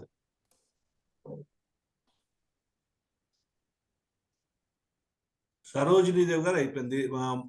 శైలజ గారు, ప్రసూన. సార్ నమస్కారం అండి. నేను చెప్పండి, మాట. హలో సార్, మాట్లాడండి. మీరు ఇందాక పిలిచినప్పుడు వెంటనే ఇది మైక్ ఆన్ అవ్వలేదు. ఓకే. పతంజలి గారు మా అన్నయ్య. ఓకే. సో ఈ సంస్కృత శ్లోకాలు సుభాషితాలుగా ఏవైతే ఉన్నాయో అవి మాకు కలిసినప్పుడల్లా అప్పుడప్పుడు ఒకటి అలా వినిపిస్తూ మేము వీటన్నింటినీ ఆయన నోటి నుండి వినటం అలవాటైపోయిన వ్యక్తులుగా, దీంట్లో ఒక శ్లోకం వాక్కు యొక్క ప్రత్యేకతను తెలిపిన శ్లోకం ఏదైతే ఉందో, మా అందరి భావన ఏంటంటే అది మోస్ట్ అప్లికబుల్ టు మా పతంజలి అన్నయ్య అని. ఆ శ్లోకంలో ఉన్న విశిష్టత అంతా కూడా వాక్ గురించి ఎంత కంట్రోల్డ్ గా ఎట్లా ఉండాలి, వాక్ ఎట్లా భూషణం అవుతుంది అంటే మా పతంజలిని చూసి మేము అందరం అవి నేర్చుకుంటూ ఉంటాము. ఈ రోజున సుభాషితాల గురించి జరిగిన ఇక్కడ చర్చతో పాటు తర్వాత తరానికి ఎలా అందించాలి అన్న చర్చ, అది ఇక్కడికి ఆగకుండా కొనసాగించబడాలి. కొనసాగితే 1కి 2 సార్లు దీని గురించి మాట్లాడుతూ మనం వెళ్తే ఎక్కడైనా చిన్నపాటి పరిష్కారం మనకి దొరుకుతుందేమో అన్న ఒక ఆలోచన నాది. ఎందుకంటే ఒక అధ్యాపకురాలుగా ఇందాక మురళీధరరావు గారు చెప్పారు, సంస్కృతం కాదు తెలుగు పరిస్థితి ఇంకా దిగజారిపోయి ఉంది అని. దాన్ని ప్రత్యక్షంగా చూస్తున్న తెలుగు అధ్యాపకురాలని నేను. డిగ్రీ స్థాయిలో వాళ్ళ పేరు వాళ్ళు రాసుకోలేనటువంటి విద్యార్థులకి మేము పాఠాలు చెప్పాల్సిన పరిస్థితుల్లో వాళ్ళకి ఈ సుభాషితాలను నేర్పించగలిగేటువంటి అవకాశం మాకు ఉంటోందా అని ప్రశ్నించుకుంటే మాకు సమాధానం లేదు మా దగ్గర. ఇటువంటి దుస్థితిలో మనం మన చుట్టుపక్కలంతా ఇటువంటి పరిస్థితుల్లో ఉండి మనం ఒక 20 మంది నుంచి 30 మందికి పెరిగిన ఒక సమావేశం ఉంది కదా అని ఆనందిస్తూ కూర్చున్నామా? బయట ఉన్నటువంటి అనేక వేల మంది ఇవాళ ఏమంటారు యువత ఈ రకంగా వీటిని వినగలిగే వీళ్ళకి ఏమంటారు సోషల్ మీడియా ఉపయోగించి చెప్తే ఏమన్నా వాళ్ళకి చేరుతుందేమో. ఇటువంటి వాటిని ఈ కోట్స్ సోషల్ మీడియా ద్వారా కోర్స్ అందించుకుంటూ వెళ్తే సాంస్క్రిట్ కోర్స్ ని కాస్తంత వాళ్ళ దగ్గరికి చేరుతుందేమో. ఆ ప్రయత్నం టెక్నికల్ గా ఎదుగా ఉన్నటువంటి నరేష్ నా మిత్రుడు, మా క్లాస్మేట్ కాబట్టి నరేష్ లాంటి వాళ్ళు చేయగలుగుతారని చెప్పి నేను భావిస్తూ అవకాశం ఇచ్చినందుకు ధన్యవాదాలు సార్. Thank you. ప్రసూన. నమస్తే సార్. చాలా బాగుంది సార్ మీ ఉపన్యాసం. ఈరోజు అన్ని విలువైన విషయాలే విద్య గురించి చెప్పారు. అది నాకు చాలా ఇష్టం. మా నాన్న కూడా అంటుంటా అని చెప్పేవారు. మా నాన్న విద్యాధనమైనది అన్ని ఒకటే, పంచిన దానం చేసినా పెరుగుతుంది, దొంగలు దోచుకుపోనిది పోలేనిది, ఇంకా జీవితాంతం జ్ఞానం అనేది జీవితాంతం చావు వరకు మనకు తోడు ఉంటుంది అని చెప్పారు. ఇంకోటి వాక్ గురించి అది కూడా నాన్న అదే ఆలోచించి మాట్లాడాలి. అది దెబ్బ మార్చిపోతుంది కానీ మాట అనేది మనసులో అలాగే నిలిచిపోతుంది అని ఇక్కడ చెప్పారు మా నాన్న. ఇంకొకటి ఏంటంటే ఈ మధ్య ఒకరికి నేను ఒక మాట చెప్పాను, ఊరికే అతిగా ఆశపడకూడదు, మనం ప్రయత్నం చేయాలి, ఆ ప్రయత్నం భగవంతుని వదిలేయాలి. అంటే దాని ఫలితం నాకేమైందంటే ఒక చెంప పగిలింది. Thank you sir. Thank you. Krishnamohan. అందరికీ నమస్కారం అండి. ఈరోజు ఈ క్లాసు నిజంగా ఒక హై స్కూల్లో తెలుగు మాస్టర్ గారు ఒక పాఠం చెప్పినట్లుగా ఉంది. పతంజలి గారు, వావిలాల్ పతంజలి గారు చాలా పెద్దవారు. ఇంటి పేరు కానీ వారి పేరు కానీ తగ్గట్టుగానే ఈరోజు ఒక ఫ్లో తోటి చక్కటి విషయాల్ని సెలెక్టివ్ గా తీసుకొని మాకన్నీ తెలిసిన సుభాషితాలు, తెలిసిన సాంస్క్రిట్ భాష రాకపోయినా మాకు ఈ సాంస్క్రిట్ పదాలన్నీ తెలిసినవి. ఎందుకంటే బాగా పాపులర్ గా సినిమాల్లో వస్తుంటాయి, రేడియోలో వస్తుంటాయి కాబట్టి మాకు బాగా విన్నవే. మాకు వాటి అర్థాలకైతే ఈ రోజు కూడా తెలియవు. అలాంటివి సెలెక్టివ్ గా తీసుకొని వాటి మీనింగ్స్ అన్ని, తాత్పర్యాన్ని బాగా చెప్తూ ఎంతో చాలా ఇంపుగా ఉంది. మన దీని రెస్పాన్సే మీరు చూశారు. ఇది ఈ రోజున ముసలోళ్ళ క్లాస్ లాగా అనిపించింది నాకు. అందరూ పెద్దవారు, ఆ సాంస్క్రిట్ అంటే తెలిసిన వాళ్ళు బాగా రియాక్ట్ అయ్యారు. ఇందాక మన మురళీధర్ గారు చెప్పినట్లు మాకు సాంస్క్రిట్ రాదు, తెలుగు రాదు, ఇంగ్లీష్ రాదు, ఏమి రాదు. ఒక అదేదో క్రాస్ రోడ్స్ లో ఉన్నట్టుగా ఉంది. మేము ఇదే ఉన్నాము ఈ సమాజంలో అనే అనిపిస్తుంది తప్ప ఏ కంట్రిబ్యూషన్ చేయలేని వాళ్ళం మేము. అది కాదు కృష్ణమోహన్, మన గురించి మనం ఎట్లా డిఫైన్ చేసుకోవాలంటే మా వాడు ఇంగ్లీష్ లో పూరు, తెలుగులో వీక్ అని. మీ సహవాసంలో మేము ఉన్నాము, మీరందరూ ధర్మాత్ములు. మీ సహవాసంలో మేము ఉన్నందుకు మాకు ఏదో సహవాస దోషం లాగా మాకు అబుతుంది తప్ప నిజానికి కాంట్రిబ్యూషన్ లేదు. ఇప్పుడు నరేష్ బాబు మాట్లాడినా, సుతిమతి గారు మాట్లాడినా అందరూ చాలా చక్కగా విని చాలా ఎంగ్రాసింగ్ గా ఉండేది. ఈ రోజు మాకు సాంస్క్రిట్ తెలియకపోయినా కానీ మేము బాగా విని, ముఖ్యంగా ఈ మోరల్స్ అనేవి సాంస్క్రిట్ తో మొదలయ్యినాయి. సాంస్క్రిట్ ఎప్పుడు కూడా మోరల్స్ గురించి, ఎథిక్స్ గురించే చెప్పింది అనుకుంటాను నేను. సాంస్క్రిట్ ఏది చెప్పినా మొరాలిటీ, ఎథిక్సే చెప్పింది. ఇప్పుడు భాషలన్నీ కూడా ఏయో మాట్లాడుతున్నాయి, ఏదో డైల్యూట్ చేస్తా ఉంది. సాంస్క్రిట్ ఆ రకంగా లేదు. ఎండెడ్ అనుకుంటాను. ఇప్పుడు కూడా సాంస్క్రిట్ ని బాగా పాపులర్ అయ్యి ఉంటుంది. అది ఎలా కన్వర్ట్ అయ్యేదో, ఎలా డైల్యూట్ అయ్యేదో తెలియదు. ఈ రోజు వరకు సాంస్క్రిట్ లాగానే ఉంది. కానీ దాన్ని ప్రమోట్ చేయాల్సిన అవసరం ఉంది. ఇందాక ఒక భారతి గారు చెప్పినట్లు తెలుగునే ప్రమోట్ చేయలేని పరిస్థితుల్లో ఉన్నాం మనము. ఈ సాంస్క్రిట్ కి ఎందుకు ఎవరు ముందుకు రావడం లేదు, మనం భాషలు ఏమైపోతాయో తెలియట్లేదు. రేపొద్దున ముక్తేశ్వరరావు గారు కూడా సాంస్క్రిట్ నేర్చుకొని ఉన్నారు. వారు అప్పుడప్పుడు నాకు చెప్తూ ఉంటారు, సాంస్క్రిట్ ఇలా ఉంటుంది కృష్ణమోహన్, బాగుంటుంది, అది తను నేర్చుకోవడం మా ఇంట్రెస్ట్. అలాగే తెలుగులో వారి ఇంట్రెస్ట్, భాష గురించి, మీడియం అది లాంగ్వేజ్, ఆ మీడియం గురించి ప్రైమరీ స్కూల్స్ లో చాలా తపన పడుతున్నారు. సో సిఎస్డి కూడా మనం ఏదో ఒకటి ఈ లాంగ్వేజ్ మీద ఏదో ఒకటి చేయాల్సిన అవసరం ఉంది. మనము మేబీ ఒక వైబ్రాన్సీ తోటి మనం ముందుకెళ్లాల్సిన అవసరం ఉంది. యాజిటేటివ్ మూడ్ లో కూడా let CSD lead this. Mukteswararao గారి బుక్ కూడా రిలీజ్ అయింది.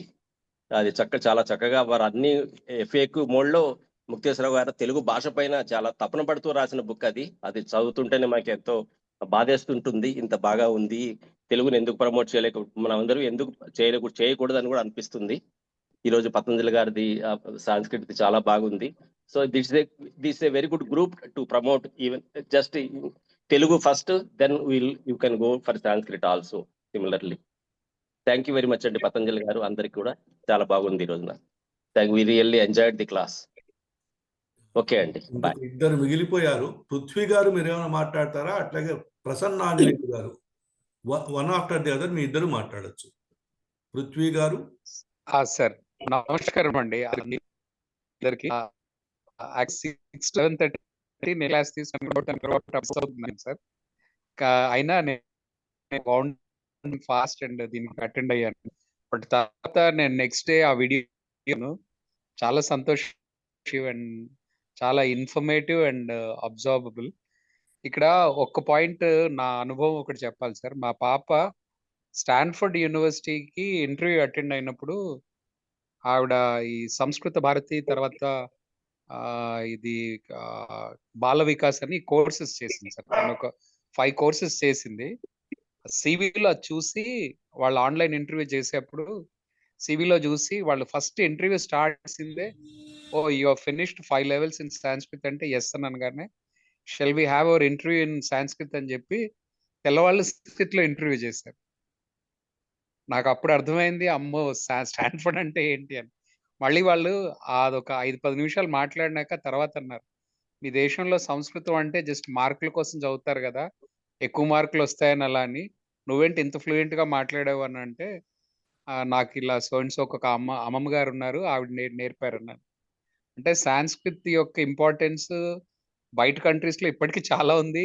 అకాడమిక్ ఇన్స్టిట్యూషన్స్ వాల్యూ ఇస్తున్నాయి సార్. అన్ఫార్చునేట్లీ మనమే అందులో పాస్ ఎలిజిబుల్ కాకపోయినా వాళ్ళని పాస్ చేస్తూ మార్కులు వేస్తూ ముందుకు తీసుకెళ్లేసరికల్లా తెలుగు అయినా, హిందీ, ఇంగ్లీష్ అయినా, సాంస్క్రిత్ అయినా డిగ్రీ వరకు వచ్చే వరకు పేరు కూడా రాయలేని పరిస్థితి వచ్చారు. తెలుగులో అయినా సాంస్క్రిట్లో అయినా అంటే అది పరిస్థితి అండి. రెండోది అంటే ఇది తిలా పాపం తలా పిడికిడు అన్నట్టు అందరి చేతులు ఉన్నాయి, అలా గడిచిపోయింది. అది అన్ని లాంగ్వేజ్ చచ్చిపోతున్నాయి. అనదర్ పాయింట్ ఏంటంటే, ఇది నెక్స్ట్ జనరేషన్, ఇప్పుడున్న కాంటెంపరీ జనరేషన్స్ కి ఎలా తీసుకెళ్ళొచ్చు అనేది that is a valid question. And this is an eternal content. ఇది చాలా ఇంపార్టెంట్ కాంటెంట్. ఏ తరమైనా వీళ్ళకి అవసరమైనదే ఈ నాలెడ్జ్. ఎలా తీసుకువెళ్ళొచ్చు అని అంటే, మనం వీడియోస్ రూపంలో ఇక్కడ పెడుతున్నాం కదా సోషల్ మీడియాలో, దాన్నే చిన్నగా క్లిప్పింగ్స్ అంటే ఒక్క శ్లోకం, ఒక అర్థం, ఒక చిన్న చిన్న రీల్స్ లాగా పెడితే డెఫినెట్లీ ఇది ఎక్కువగా పాపులర్ అవుతుందండి. అంటే ఇంత ఎక్కువ టైమింగ్, అంటే ఇంత పెద్ద వీడియో చూసే టైం వాళ్ళకు ఉండదు. సో చిన్న చిన్న రీల్స్ లాగా అలా పెట్టి దానికి ఒక టైటిల్, అంటే పిల్లలకు సుభాషితాలు అలా ఏదో ఒకటి అలా ప్రాపర్ గా కాయిన్ చేసి పెడితే it will gain it's popularity. ఎందుకంటే చిన్నప్పుడు నేను విన్నాను ఈ సుభాషితాలు, కానీ అవి స్కూల్లో కంటే ఎక్కువగా మా నాన్నగారు చెప్పడం, ఇంట్లో చెప్పడం, పెద్దవాళ్ళు చెప్పడంతో విన్నారు. I think that is also missing link. It is a responsibility. Knowledge transfer అనేది పెద్దవాళ్ళే పిల్లలకు చేయాలి. That is what my point sir. And thanks lot for this wonderful session. Thank you. Prasanna Anjaneyulu గారు.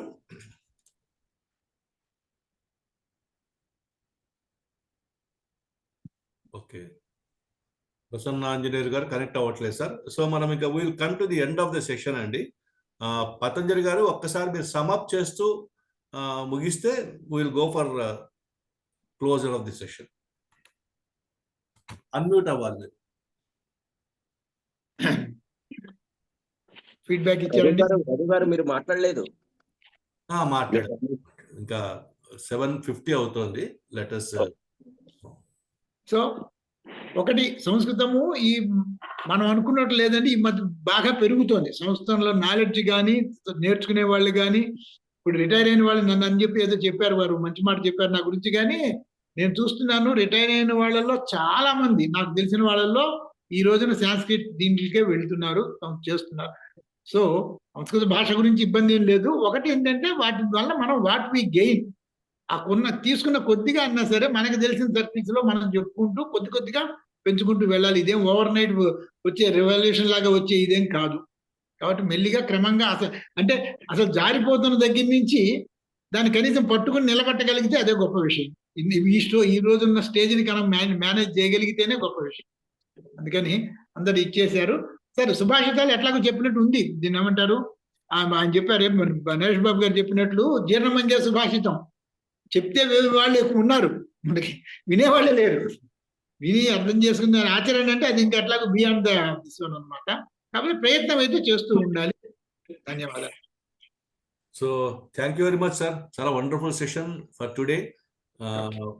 We are all happy. అసలు participation కూడా sudden గా బాగా పెరిగింది. బహుశా the topic was so interesting and so అంటే చాలా మంది ఇలాంటివి కోరుకుంటున్నారు కూడా నిజంగానే.